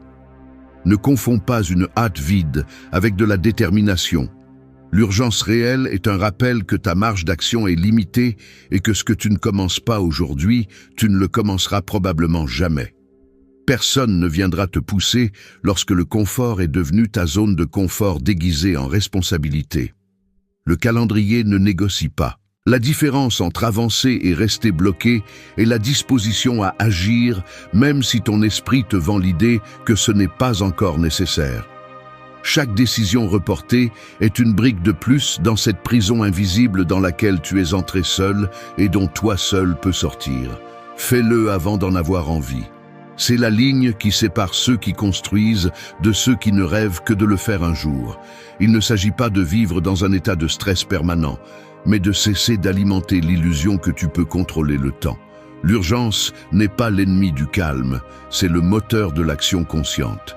Si chaque matin ne te rappelle pas que la vie est finie, alors tu as déjà perdu la moitié de la bataille. Arrête de négocier avec ta propre paresse. Celui qui remet à plus tard finit par être otage de ses propres excuses. L'urgence est une alliée redoutable. Elle t'oblige à passer à l'action. Elle te tire de la léthargie et concentre ton attention là où cela compte vraiment. Attendre est un luxe que seuls ceux qui ont déjà abandonné peuvent se permettre. Utilise l'urgence comme une ancre pour rester éveillé. Aujourd'hui compte. Demain est de la fumée. 10. Prends la responsabilité de chaque jour. Chaque jour compte, même si tu préfères l'ignorer. La vérité est que personne d'autre ne vivra ta vie à ta place, ni ne portera le poids de ce que tu laisses inachevé. Il y a une responsabilité silencieuse qui commence dès que tu ouvres les yeux. Reconnaître que ce qui se passe aujourd'hui dépend, dans une large mesure, des décisions que tu prends et de celles que tu évites. C'est inconfortable de l'admettre, car assumer une responsabilité absolue signifie faire face à toutes les fois où tu as choisi la facilité, la tiédeur, ce qui ne dérange pas. Mais le fait brutal est que personne ne te doit rien. Ton état, tes progrès, ton stagnation sont le résultat direct de tes choix quotidiens, pas des circonstances extérieures, ni des erreurs des autres, ni du hasard. L'esprit, habile dans l'art de l'évasion, cherche des raccourcis. Il invente des explications pour procrastiner, blâme des facteurs hors de contrôle, te convainc que tu n'as pas ce qu'il faut ou que demain sera un meilleur moment. C'est là qu'émerge le plus coûteux des auto-illusions. Croire que tu peux vivre en pilote automatique et qu'un jour, par magie, tout s'arrangera. Mais la réalité intérieure ne ment pas. Tu sais parfaitement quand tu fuis ta propre responsabilité, quand tu te trahis en laissant l'inertie décider pour toi. Le coup est subtil au début, presque imperceptible, une gêne de fond, une voix qui te rappelle ce que tu continues à remettre à plus tard. L'ignorer est facile, jusqu'à ce que le poids accumulé commence à fracturer ta confiance. Prendre la responsabilité de chaque jour est un entraînement psychologique qui ne se réalise pas avec de belles phrases ni avec des promesses sur l'oreiller. C'est un travail inconfortable, car cela exige une honnêteté brutale, admettre que le véritable contrôle ne réside pas dans ce qui se passe à l'extérieur, mais dans la façon dont tu réagis à ce qui arrive, dans ce que tu choisis de prioriser et dans la qualité de tes actions, même quand personne ne te regarde. Il ne s'agit pas de perfection, mais de cohérence. Si chaque jour tu choisis de remettre à plus tard ce qui est important pour éviter l'effort, tu finis par entraîner un muscle de faiblesse. Si tu choisis de faire face à l'inconfort initial et d'agir, même si c'est dans les petites choses, tu commences à construire une base interne de respect de soi. L'autodiscipline n'est pas un don, c'est le résultat d'une chaîne de petites décisions soutenues dans le temps. Personne ne va te donner le droit de te sentir en contrôle. Cela se gagne en respectant ce que tu sais que tu dois faire, même si ton corps et ton esprit te demandent le contraire. La responsabilité est la capacité de répondre non seulement face aux crises, mais aussi dans la routine, dans les détails silencieux que personne n'applaudit. Ton jour est ta signature. C'est ce que tu laisses dans le monde, même si personne d'autre ne le voit. Si tu remets ta responsabilité à plus tard, la vie te fera tout de même payer, mais avec des intérêts. Prends en charge aujourd'hui. Demain n'est qu'une hypothèse. Merci d'être resté jusqu'à la fin de la vidéo. Si vous avez tout vu, commentez « Je suis stoïcien » comme notre signe secret. Il y a une vérité inconfortable que la plupart préfèrent ignorer. Ce que tu as aujourd'hui est le reflet exact de qui tu es. Pas de ce que tu rêves, ni de ce que tu publies. La vie ne négocie pas avec des désirs vides, ni avec des affirmations devant le miroir. Elle répond sans pitié à la vibration et à l'identité que tu maintiens, même quand personne ne te regarde. Peu importe combien de livres tu lis, ni combien de conseils tu cherches, si tu n'oses pas démonter les habitudes et les pensées qui te gardent au même endroit. La véritable transformation n'est pas un tour de motivation, ni un relooking pour les réseaux sociaux. C'est un processus exigeant, souvent inconfortable, où chaque pensée, chaque réaction et chaque décision font partie du coût que tu es prêt à payer pour une vie différente. Le stoïcisme nous rappelle quelque chose de brutalement simple. Personne ne viendra te sauver de toi-même. Rien ne change jusqu'à ce que tu changes. Arrête de chercher des raccourcis, des formules miracles ou des excuses externes. Si tes résultats ne te plaisent pas, alors reprogramme ton mécanisme mental et ajuste ta discipline. La cohérence est le filtre le plus brutal de la réalité. Ce que tu penses et ce que tu fais, tôt ou tard, s'alignent et définissent ton destin. Ici, il n'y a pas de secret, il y a de la responsabilité. Aujourd'hui, je te défie de cesser d'être l'otage de tes impulsions et de prendre le contrôle de ton énergie intérieure. Car si tu n'es pas capable de gouverner ton monde intérieur, l'extérieur ne changera jamais pour toi. 1. Sois cohérent entre ce que vous pensez et ce que vous faites. Il n'y a rien de plus destructeur que de vivre divisé à l'intérieur. Si votre esprit va d'un côté et vos actions de l'autre, vous n'êtes rien d'autre qu'une contradiction sur pattes. C'est simple, personne ne respecte quelqu'un qui dit une chose et en fait une autre, et la vie non plus. Le prix de l'incohérence est extrêmement élevé, même si vous voulez l'ignorer. Cela vous vole de l'énergie, fragmente votre identité et vous laisse toujours à mi-chemin. Assez de vous justifier avec des phrases comme « je ne suis pas encore prêt » ou « quand les conditions seront réunies, je le ferai ». C'est la voie de l'auto-tromperie, celle qui vous maintient à tourner en cercles invisibles pendant que les jours passent et que rien de réel ne change. Le premier pas vers toute transformation profonde est de cesser de négocier avec votre propre voix intérieure. Si vous savez que quelque chose est juste, faites-le. Si quelque chose vous détruit, laissez-le. Point. Ne cherchez pas de raccourcis mentaux ni d'excuses sophistiquées pour continuer à retarder ce que vous savez que vous devez affronter. Il y a une dette qui s'accumule chaque fois que vous trahissez ce que vous pensez. C'est une fracture dans votre caractère et un poids qui finit par écraser votre estime de soi. La cohérence n'est pas un luxe, c'est la base sur laquelle repose tout le reste. Quand ce que vous pensez, ressentez et faites est aligné, vous cessez de traîner ce sentiment d'agir pour les autres ou de nécessiter une validation externe. Vous êtes vous-même, vraiment, sans fioritures ni masques empruntés pour vous intégrer. Beaucoup de gens vivent préoccupés par ce qu'ils semblent en public et se permettent 1000 contradictions en privé, comme si l'univers ne prenait pas note. Mais cette double vie vous coûte cher, même si vous pensez que personne ne le remarque. La véritable discipline commence lorsque vous cessez de vous trahir dans les petits détails, dans ce que personne ne voit. Chaque fois que vous choisissez le confort plutôt que la vérité, vous vous affaiblissez de l'intérieur. Et ensuite, vous ne comprenez pas pourquoi tout vous coûte le double, pourquoi les résultats n'arrivent pas ou vous échappent des mains. Il n'y a pas de magie. Il y a de la cohérence où il n'y a rien. Ne vous laissez pas tromper par les discours motivationnels bon marché qui vous disent que désirer quelque chose suffit. Vouloir ne sert à rien si votre comportement quotidien contredit ce désir. Celui qui veut être en paix mais passe sa journée à nourrir des pensées toxiques, celui qui rêve de santé mais s'auto-détruit avec des habitudes misérables, celui qui demande l'abondance mais vit dans la rareté et la peur. Tous sont incohérents et pour cela, la vie leur répond avec la même monnaie. Vous ne recevez que ce que vous êtes capable de soutenir avec votre vibration et vos actes, pas avec vos belles paroles. La cohérence est la véritable autorité.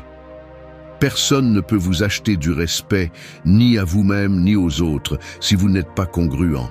Commencez à entraîner la cohérence comme un muscle. Il ne s'agit pas d'être parfait, il s'agit de réduire chaque jour la distance entre ce que vous savez et ce que vous faites. Oui, cela va faire mal à de nombreuses reprises. Oui, cela nécessitera que vous renonciez à des plaisirs immédiats, à justifier vos faiblesses et à supporter l'inconfort de vous regarder en face sans anesthésie. Mais le résultat, est la liberté intérieure. Chaque décision cohérente renforce votre caractère et vous rapproche de cette version de vous qui n'a plus besoin de convaincre qui que ce soit, car sa seule présence transmet la vérité. Vous voulez une vie différente? Commencez par ne plus vous trahir. Sans cohérence, tout ce que vous ferez ne sera qu'une façade. Avec cohérence, tout devient possible. 2. Prends soin de ton énergie. Élimine les excuses internes. Tu te réveilles après une nuit courte, tu traînes jusqu'à la cuisine à la recherche de café, tu ouvres ton téléphone et l'écran te lance une avalanche de messages, de tâches et de demandes externes. Le corps réclame 5 minutes de plus. L'esprit négocie une autre excuse. Aujourd'hui non, je commence sérieusement demain. Tu le sais, ce n'est pas la première fois. Tu t'es promis de prendre soin de ton énergie, de laisser derrière toi les habitudes qui te drainent.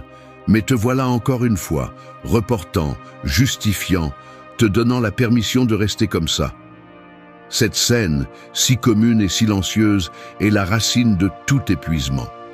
Le véritable ennemi n'est pas à l'extérieur. C'est cette voix qui trouve toujours une raison de ne pas agir, de ne pas rompre avec le confort automatique de ce qui est connu. Et si tu t'arrêtes pour regarder de près, tu verras que la fatigue qui t'accompagne n'est pas seulement physique. C'est une saturation interne d'excuses, de pensées circulaires et de petites décisions qui s'accumulent en une montagne d'épuisement invisible. Ainsi s'écoule ta vie, à accumuler des micro-trahisons contre ta propre énergie, à hypothéquer ta vitalité pour quelques minutes de plaisir immédiat ou par peur de te sentir mal à l'aise.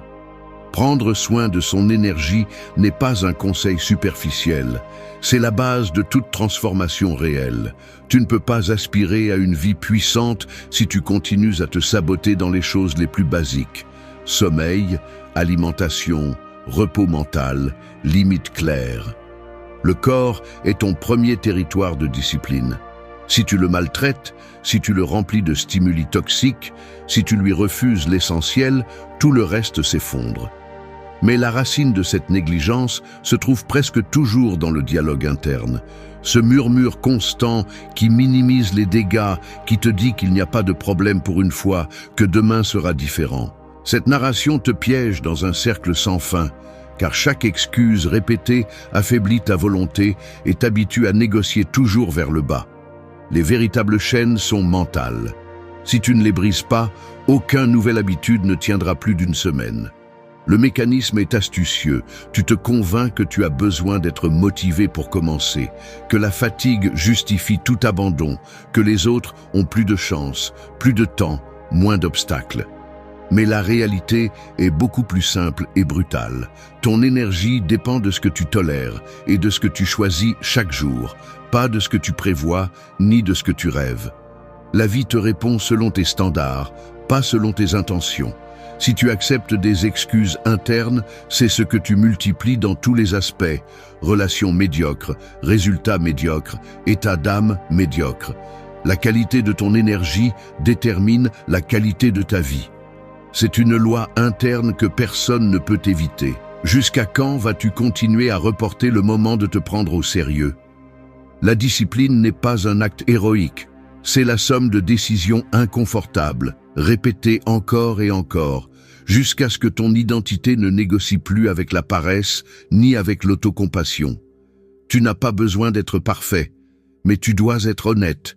Ce que tu laisses passer aujourd'hui est le standard qui s'installe demain.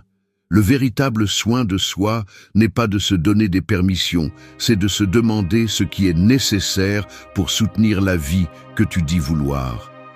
L'énergie se préserve dans l'invisible, dans ce que tu choisis quand personne ne regarde, dans ce que tu consommes avec les yeux, la langue et l'esprit, dans ce que tu permets de t'habiter chaque jour. Il n'y a pas de raccourci, soit tu te renforces, soit tu t'épuises. Chaque excuse interne que tu tolères est une fuite, et chaque fois que tu l'élimines, tu regagnes du pouvoir.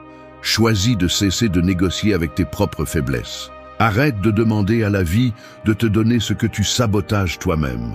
La transformation commence lorsque tu assumes que ton énergie est ton capital le plus précieux et que personne, absolument personne, ne va la protéger pour toi. Fais-le inconfortable. Fais-le inconfortable jusqu'à ce que l'inconfort devienne ta nouvelle base, car c'est seulement là que commence le véritable changement. 3. Construisez votre identité avec des habitudes quotidiennes. Je vais être honnête. Pendant longtemps, j'ai résisté à l'idée que mon identité n'était pas une vérité établie, mais une somme de choix quotidiens, dont beaucoup étaient si automatiques que je ne réalisais même pas comment ils me définissaient. L'auto-tromperie est subtile. Vous vous répétez que vous êtes comme ça, que vos réactions font partie de votre caractère, que certaines habitudes vous correspondent simplement. Mais si vous regardez avec une brutalité sincère, vous réalisez que chaque petit acte, chaque décision apparemment insignifiante, façonne silencieusement la manière dont vous vous percevez et vous comportez. Vous n'êtes pas vos intentions, vous êtes ce que vous maintenez. L'identité n'est pas un joli récit pour se sentir mieux. C'est un solde accumulé d'habitudes, de cohérence, de renoncements inconfortables et d'engagements tenus même lorsque personne n'applaudit. C'est la vérité qui est la plus difficile à affronter, car cela implique que vous ne pouvez blâmer personne d'autre pour le résultat. Celui que vous êtes aujourd'hui s'est construit pas à pas avec les routines que vous avez tolérées et celles que vous avez voulu briser mais que vous n'avez pas faites. La construction de l'identité est un processus beaucoup moins romantique que ce que vendent les livres de développement personnel. Il ne s'agit pas de visualiser, de répéter des affirmations ou d'attendre des révélations spectaculaires. Il s'agit de systématiser des comportements, de mettre en pilote manuel ce que le pilote automatique sabote depuis des années. Les habitudes sont des briques, personne ne va les placer pour vous. Si vous choisissez chaque jour la procrastination, la plainte, le désordre, l'autocompassion, que cela vous plaise ou non, cela devient la matière première de votre identité. Chaque fois que vous répétez un comportement, aussi petit soit-il, vous renforcez un chemin mental. Le cerveau apprend vite ce que vous répétez et devient accro à cette inertie. Il ne s'agit pas de chercher l'habitude parfaite, ni de tout changer d'un coup, mais de comprendre que chaque action habituelle est un vote silencieux pour la personne que vous choisissez d'être. Votre identité est la somme de vos choix répétés. C'est la phrase que personne ne veut entendre car elle élimine le réconfort du hasard. Si vous voulez changer votre vie en profondeur, la première chose à faire est d'identifier quelles habitudes soutiennent la version de vous que vous ne tolérez plus et lesquelles vous rapprochent, même un peu, de la version que vous respecteriez. C'est ici que la plupart se perdent. Elles veulent de nouveaux résultats avec de vieilles habitudes. Elles espèrent attirer l'abondance, le calme, le respect, la plénitude, tout en maintenant des routines qui ne renforcent que la médiocrité, l'auto-abandon et la réactivité émotionnelle. Il n'y a pas de magie là-dedans. Il y a une répétition consciente. Le véritable changement ne se produit pas lorsque vous vous sentez inspiré. Il se produit lorsque vous agissez différemment, alors que votre esprit supplie pour le vieux plaisir immédiat. L'inconfort est la preuve que vous sortez de l'ancienne identité. Chaque fois que vous parvenez à maintenir une décision inconfortable dans le temps, vous minez le terrain du personnage automatique et ouvrez de l'espace pour celui que vous voulez vraiment être. Faites-le simple. Choisissez une petite habitude, mais faites-la quotidiennement sans excuse. Il ne s'agit pas d'héroïsme, mais de constance. Un jour ne change rien, mais 100 jours consécutifs vous changent. Et si vous trébuchez, si vous échouez, le véritable entraînement réside dans le fait de ne pas négocier l'abandon. Le problème n'est jamais de tomber. Le problème est d'installer le récit selon lequel tomber est une raison pour revenir au point zéro. L'identité se renforce avec chaque répétition, pas avec chaque tentative parfaite. C'est une bataille silencieuse, sans spectateur ni récompense immédiate. Mais c'est la seule qui en vaille la peine, car c'est ainsi que votre vibration, vos résultats et votre estime de soi cessent de dépendre du hasard ou de la validation externe. Ne cherchez pas de raccourcis ni de formules magiques. L'identité se forge avec de vraies habitudes, soutenues dans l'inconfort du quotidien. Si vous voulez du respect de soi, construisez-le avec des décisions qui ne trahissent pas ce que vous savez que vous devez faire. Chaque petite action ajoute ou retire du pouvoir. Là, sur ce terrain silencieux, se définit qui vous êtes vraiment. 4. Maîtrisez vos réactions avant d'agir. Vous traversez une rue aux heures de pointe, le feu passe au rouge et la foule avance comme un courant serré. Quelqu'un vous pousse par derrière, ne vous regarde pas, continue son chemin. Vous sentez la chaleur monter dans votre poitrine, la mâchoire se contracte, les poings se ferment presque par réflexe. Dans ce micro-instant, la réaction automatique se manifeste, l'envie de lâcher un mot acerbe, de réclamer, de rendre le coup. Mais à peine vous arrêtez-vous pour observer cet élan, vous découvrez son véritable visage. Ce n'est même pas le vôtre, c'est un reflet appris, une chaîne de réactions héritées qui s'active sans permission. C'est ainsi que fonctionnent la plupart de vos réponses quotidiennes, comme des ressorts qui sautent parce que quelqu'un d'autre a appuyé sur le bon bouton. Si vous n'entraînez pas cette pause avant d'agir, vous vivez comme une marionnette de vos émotions, entraînée par l'inertie de chaque stimulus externe. Maîtriser vos réactions ne consiste pas à vous réprimer, mais à diriger l'énergie qui émerge avant qu'elle ne vous possède. Sur le visage d'une personne qui reçoit une critique inattendue se dessine une séquence révélatrice. D'abord, les sourcils se froncent, les lèvres se tendent, les yeux se rétrécissent comme s'ils se préparaient à la défense. C'est le corps qui avertit qu'il se sent attaqué, même avant que l'esprit ne traite ce qui se passe. Si vous cédez à ce premier mouvement, vous vous condamnez à réagir depuis la blessure, non depuis la conscience. La plupart des discussions inutiles, des regrets, des cycles de culpabilité naissent dans cet espace minuscule, entre le stimulus et la réaction. Cet intervalle que presque personne ne respecte, car nous nous sommes entraînés à répondre par impulsion et à le justifier ensuite. La véritable force se mesure dans cet instant, quand vous pouvez sentir la vague monter à l'intérieur, mais choisissez de ne pas vous laisser emporter. C'est un acte silencieux, presque invisible de l'extérieur, mais c'est là que se forge la maîtrise personnelle. Un visage qui respire profondément avant de répondre, des épaules qui se détendent au lieu de se recroqueviller, un regard qui s'adoucit lorsqu'il attend d'être blessé. Ces petits gestes sont des signes que le contrôle est à l'intérieur, pas à l'extérieur. Répondre n'est pas la même chose que réagir. Cette ligne sépare celui qui vit dirigé par ses blessures de celui qui vit dirigé par sa vision.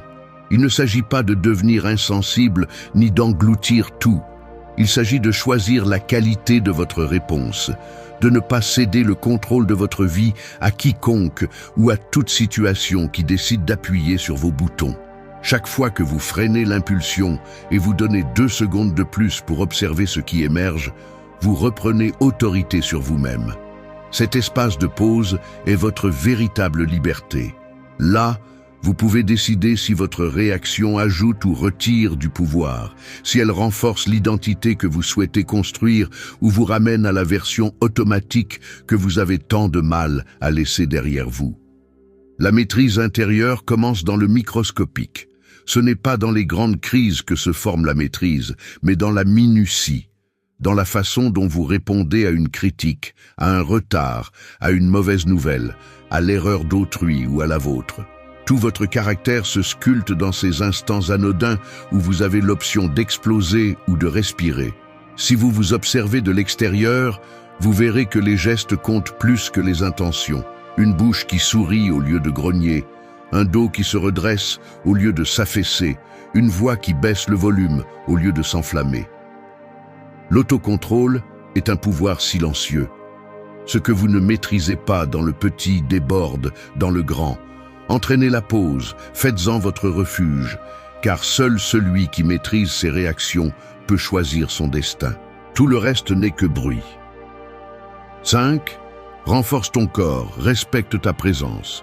Ton corps n'est pas un ornement, c'est la base de tout ton pouvoir. Et si tu le traites comme un objet de seconde zone, ne t'attends pas à construire quoi que ce soit de solide dessus.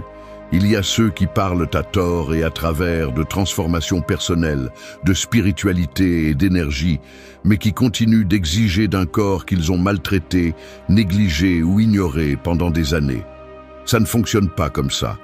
Prétendre que tu peux aspirer à une vie extraordinaire tout en te contentant d'habitudes misérables, de repos insuffisant, d'aliments qui t'éteignent, de postures qui te courbent, c'est le plus basique et le plus lâche des auto-illusions. Le corps est la scène où se joue ton destin. Tu ne peux pas négocier avec ça. Tu peux mentir à ton esprit, tu peux déguiser tes émotions, mais le corps te réclame toujours la facture complète, sans réduction ni délai. Arrête de te cacher derrière des excuses comme le manque de temps, la fatigue ou la génétique. Chaque fois que tu répètes ce discours bon marché, tu renforces l'idée que tu es une victime des circonstances et non l'architecte de ta présence. Celui qui se néglige à l'extérieur se néglige à l'intérieur. Ce que tu tolères dans ta chair, tu le multiplies dans ton caractère. Il ne s'agit pas d'esthétique ni de standards extérieurs, il s'agit de respect de soi. Si tu te permets de vivre dans un corps faible, courbé, saturé de toxines et dépourvu de vitalité, crois-tu vraiment que tu vas soutenir de grands projets, des relations profondes ou des décisions difficiles? Tu ne peux pas demander à la vie de l'intensité si tu t'éteins toi-même dans l'élémentaire. Ce que tu ne renforces pas, t'abandonne. C'est la vérité que personne ne veut entendre, parce qu'elle oblige à regarder en face la paresse, l'autocompassion et les habitudes autodestructrices qui te tirent vers le bas. La présence n'est pas un discours, c'est un résultat. Elle se remarque dans la façon dont tu entres dans une pièce, dans la manière dont tu habites ton espace, dans la façon dont tes mouvements communiquent la sécurité ou le doute. Un corps entraîné, soigné et respecté n'est pas seulement plus fort. Il est plus difficile à manipuler, plus résistant à la pression, moins réactif au stress. La discipline physique n'est pas optionnelle si tu veux du respect authentique, ni de la part des autres, ni de toi-même.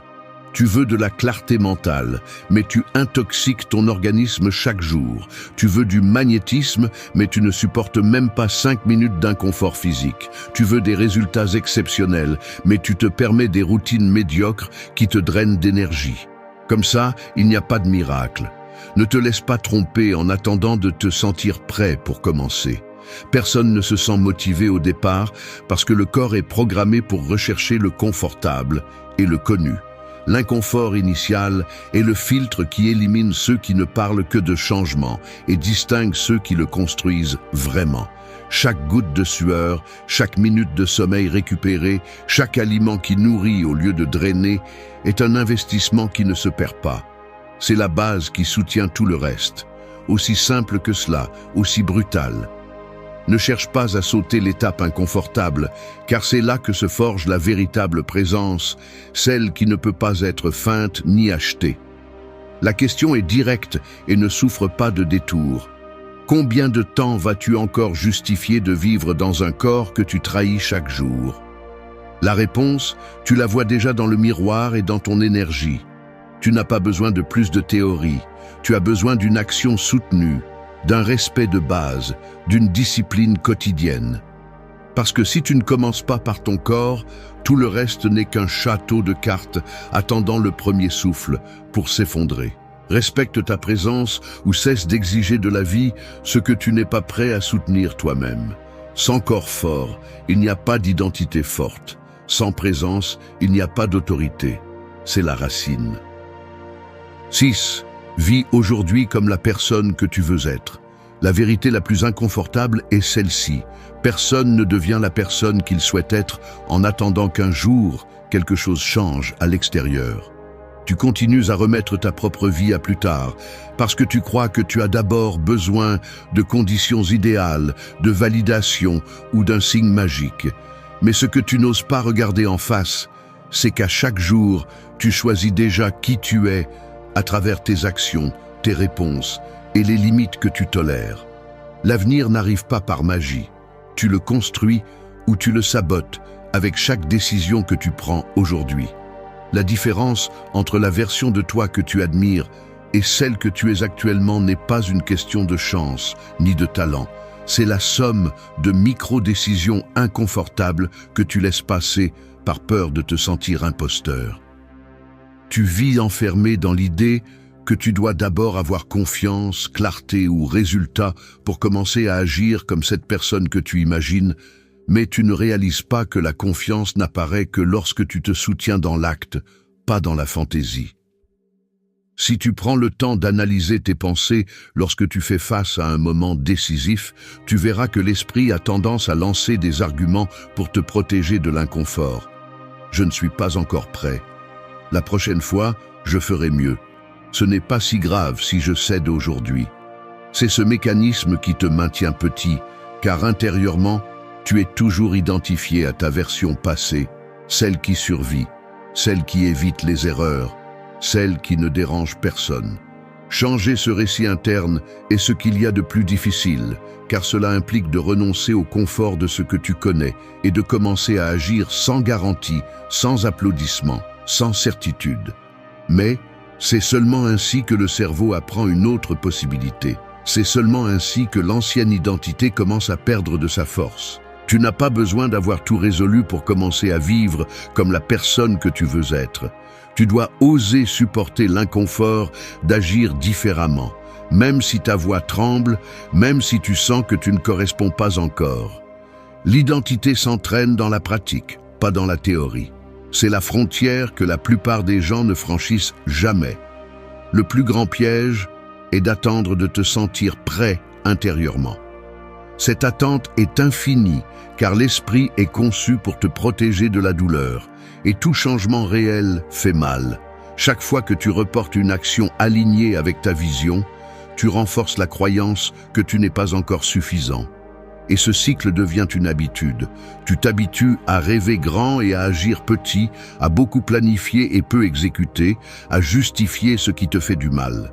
Le véritable tournant se produit lorsque tu décides de cesser d'écouter cette narration interne qui te rend enfantin et que tu commences à agir selon le standard que ta vision exige, pas selon le confort de ton passé. Oui, l'inconfort sera là. Oui, tu vas sentir le poids de la contradiction jusqu'à ce que la nouvelle habitude commence à s'ancrer.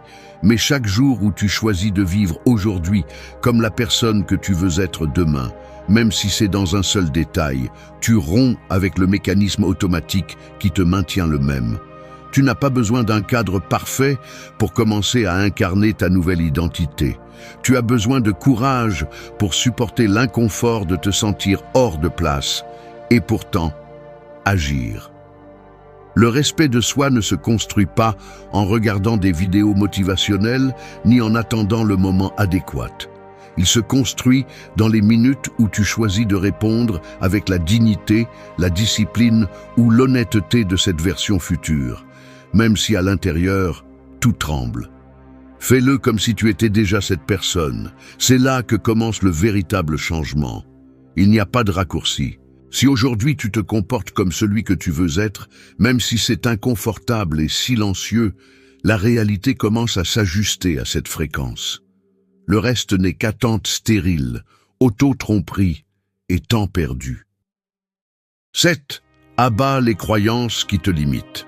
Tu ouvres ton portefeuille et t'arrêtes devant le comptoir, comptant des billets avec un calcul mental qui te limite avant même de demander le prix. Tu vois une nouvelle opportunité au travail, mais ton esprit te rappelle déjà la peur de l'échec et le souvenir de la dernière fois que tu as essayé et que ça n'a pas fonctionné. Tu entres dans une conversation et choisis de te taire, même si au fond de toi, tu sais ce que tu devrais dire. Car une voix automatique t'avertit que tu n'es pas assez, que personne ne se soucie de ce que tu penses. Ainsi, chaque jour, presque sans t'en rendre compte, tu navigues ta vie à travers des filtres invisibles qui déforment ta perception des possibilités et de la réalité. Ces croyances limitantes ne sont pas seulement des phrases isolées dans ta tête. Ce sont des mécanismes actifs qui conditionnent tes choix, distordent ta perception de ce qui est possible et te lient à un scénario que tu n'as même pas écrit. Ce que personne ne te dit, c'est que la plupart de ces idées ne sont pas nées avec toi. Elles sont le résultat d'années d'éducation, de répétitions familiales, d'expériences difficiles, de messages sociaux et de moments où tu as ressenti que l'échec était trop dangereux. Le problème, c'est qu'avec le temps, tu cesses de les remettre en question. Elles deviennent le manuel opérationnel de ton cerveau, le filtre automatique par lequel tu passes chaque décision, chaque relation, chaque objectif. Il n'est pas surprenant que la plupart des gens restent coincés dans le même type de vie, année après année, même s'ils ont changé de ville, de partenaire ou de travail. La véritable limite n'est pas à l'extérieur, elle vit dans les croyances que tu n'oses pas confronter. L'esprit enchaîné fabrique des vies petites. C'est l'une de ces vérités inconfortables que personne ne veut regarder en face, car cela implique que la liberté dépend d'un nettoyage intérieur et non d'un coup de chance. Lorsque tu décides de renverser une croyance limitante, la tâche n'est pas seulement intellectuelle. Il ne suffit pas de répéter des phrases positives ou de lire des livres de développement personnel. Il faut identifier le mécanisme complet. Quelle situation active l'idée limitante? Quelle émotion l'accompagne? Quel comportement renforce ce cycle? Par exemple, si chaque fois que tu penses à te lancer dans l'entrepreneuriat, tu ressens de l'anxiété et te souviens d'un échec passé, observe comment ton corps se referme, comment ton dialogue intérieur devient critique et comment finalement tu abandonnes avant d'essayer. Le cycle se répète, non pas parce que tu es faible, mais parce que l'esprit préfère ce qui est connu, même si cela te sabote. C'est un système d'autoprotection obsolète qui ne sert qu'à te maintenir dans la zone où rien ne te met à l'épreuve. C'est là que ta vie devient prévisible, monotone et au fond frustrante. La seule façon de briser ce schéma est d'agir avant que la croyance ne décide pour toi. Reconnais la phrase automatique, ressens l'émotion inconfortable et, à ce moment-là, choisis une action minimale qui contredise l'ancienne narration. Cela ne doit pas être un saut héroïque. Il suffit de maintenir une petite décision qui montre au cerveau qu'une autre réalité est possible. Chaque fois que tu le fais, tu affaiblis le cycle et ouvres un espace pour une nouvelle identité. Ici, il ne s'agit pas de te convaincre avec des affirmations vides, mais de construire des preuves réelles en faveur d'une version de toi plus libre. Ta vie ne s'améliore pas avec de jolies pensées, mais avec des preuves concrètes. C'est ce qui transforme l'autoperception et peu à peu la réalité externe. Les croyances limitantes ne perdent de pouvoir que lorsque tu cesses de leur obéir. Elles ne disparaîtront pas du jour au lendemain, mais chaque fois que tu agis malgré elles, la distance entre ton potentiel et ta vie se réduit. Ce processus est inconfortable, oui. Il exige une honnêteté brutale et de la patience, car il implique de désinstaller de vieux mécanismes et de tolérer l'incertitude du nouveau. Mais si tu ne le fais pas, tu continueras à vivre dans une marge imposée par l'histoire des autres et non par ton véritable désir. La clé est de regarder en face ce qui te conditionne et de décider, encore et encore, que tes croyances ne sont pas une condamnation, mais seulement un point de départ. La transformation commence lorsque tu cesses d'attendre la permission d'être celui que tu peux vraiment devenir. 8. La transformation réelle nécessite une patience constante. Je ne sais combien de fois je me suis surpris à regarder l'horloge, attendant que le changement se remarque d'un jour à l'autre, comme si tout l'effort interne devait se refléter immédiatement dans le monde visible. Il y a une impatience âpre qui s'installe dans la poitrine, un mélange de frustration et de fatigue lorsque tu vois que, malgré tout ce que tu essaies de déconstruire à l'intérieur, à l'extérieur, il semble que rien ne change. Tu te lèves chaque matin avec une intention claire, tu répètes les habitudes, tu choisis avec effort de répondre différemment, mais l'environnement ne se plie pas à ta volonté. Les gestes sont petits. La tasse de café que tu tiens en consultant une liste de choses à faire qui ne finit jamais, la mâchoire serrée après avoir reçu une mauvaise nouvelle, le corps tendu devant le miroir se demandant si cela vaut vraiment la peine de faire tant de sacrifices. Et bien que le discours motivationnel sonne bien dans ta tête, la réalité est que le processus est lent, presque invisible. Et c'est là que la patience devient l'épreuve la plus brutale de toutes. L'esprit veut des résultats immédiats, mais le corps et la vie fonctionnent sur une autre fréquence. Tu sens comment l'anxiété s'infiltre dans les épaules, dans la respiration, dans la façon dont tu marches plus vite, juste pour sentir que tu avances. Le désir d'accélérer tout cela est presque physique, comme une pression dans la poitrine qui te pousse à chercher des raccourcis, à te demander s'il n'y aurait pas un chemin plus facile, une formule secrète pour te réveiller un jour et sentir que tu es déjà une autre personne. Mais la vérité est qu'aucun changement réel ne respecte ce rythme artificiel. Il y a des jours où il semble que tu as fait un pas en arrière, où les vieilles habitudes reviennent avec plus de force, où la version ancienne de toi-même réapparaît, comme si elle voulait te rappeler qu'il n'est pas si facile de la laisser derrière. Tu te vois réagir de la même manière, tomber dans les mêmes pièges mentaux, et la tentation d'abandonner se sent comme un soulagement immédiat. Ce que personne ne te dit, c'est que la transformation authentique est comme semée dans une terre aride. Tu te salis les mains, tu transpires l'attente, et pendant longtemps, tu ne vois que la surface sèche. Chaque petit acte de discipline, chaque fois que tu choisis de ne pas céder à la réaction automatique, chaque habitude maintenue même sans témoin, est une graine qui semble ne pas porter de fruits. Mais la racine pousse d'abord dans l'invisible, et le caractère se construit dans ce terrain souterrain où personne n'applaudit. Tu te donnes à fond à la salle de sport quand le corps demande à rester au lit. Tu choisis de la nourriture réelle quand l'esprit demande un plaisir immédiat. Tu dis non à la distraction, même si la solitude pèse. C'est là que se mesure la patience, dans le fait de soutenir le processus, même si tu ne peux pas te vanter de résultats, ni obtenir de récompenses rapides. Le temps est le véritable filtre du changement. Seul celui qui supporte cette lenteur construit une transformation qui ne s'effondre pas au premier coup. L'impatience est le sabotage le plus subtil. Elle te convainc que si tu ne vois pas de résultat, rien ne fonctionne. Mais la réalité est que le changement interne s'accumule toujours en silence, comme un investissement qui ne montre des intérêts qu'après beaucoup de temps. Chaque répétition, chaque limite que tu maintiens, chaque fois que tu choisis l'inconfort constructif, tu es en train de sculpter une identité qui ne dépend pas de la reconnaissance externe. Les gens veulent de la magie, mais ce qui te transforme, c'est la constance brutale, cette obstination silencieuse de ne pas abandonner le processus lorsque la motivation s'éteint. La patience est une discipline soutenue dans le vide. Et dans ce vide se forgent ceux qui parviennent vraiment à soutenir une vie différente.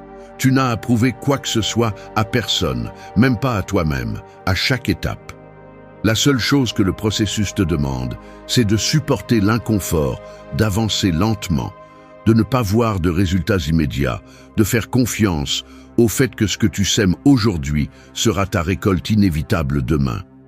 Ce n'est qu'ainsi que la transformation cesse d'être un désir et devient une réalité que aucun revers ne peut arracher.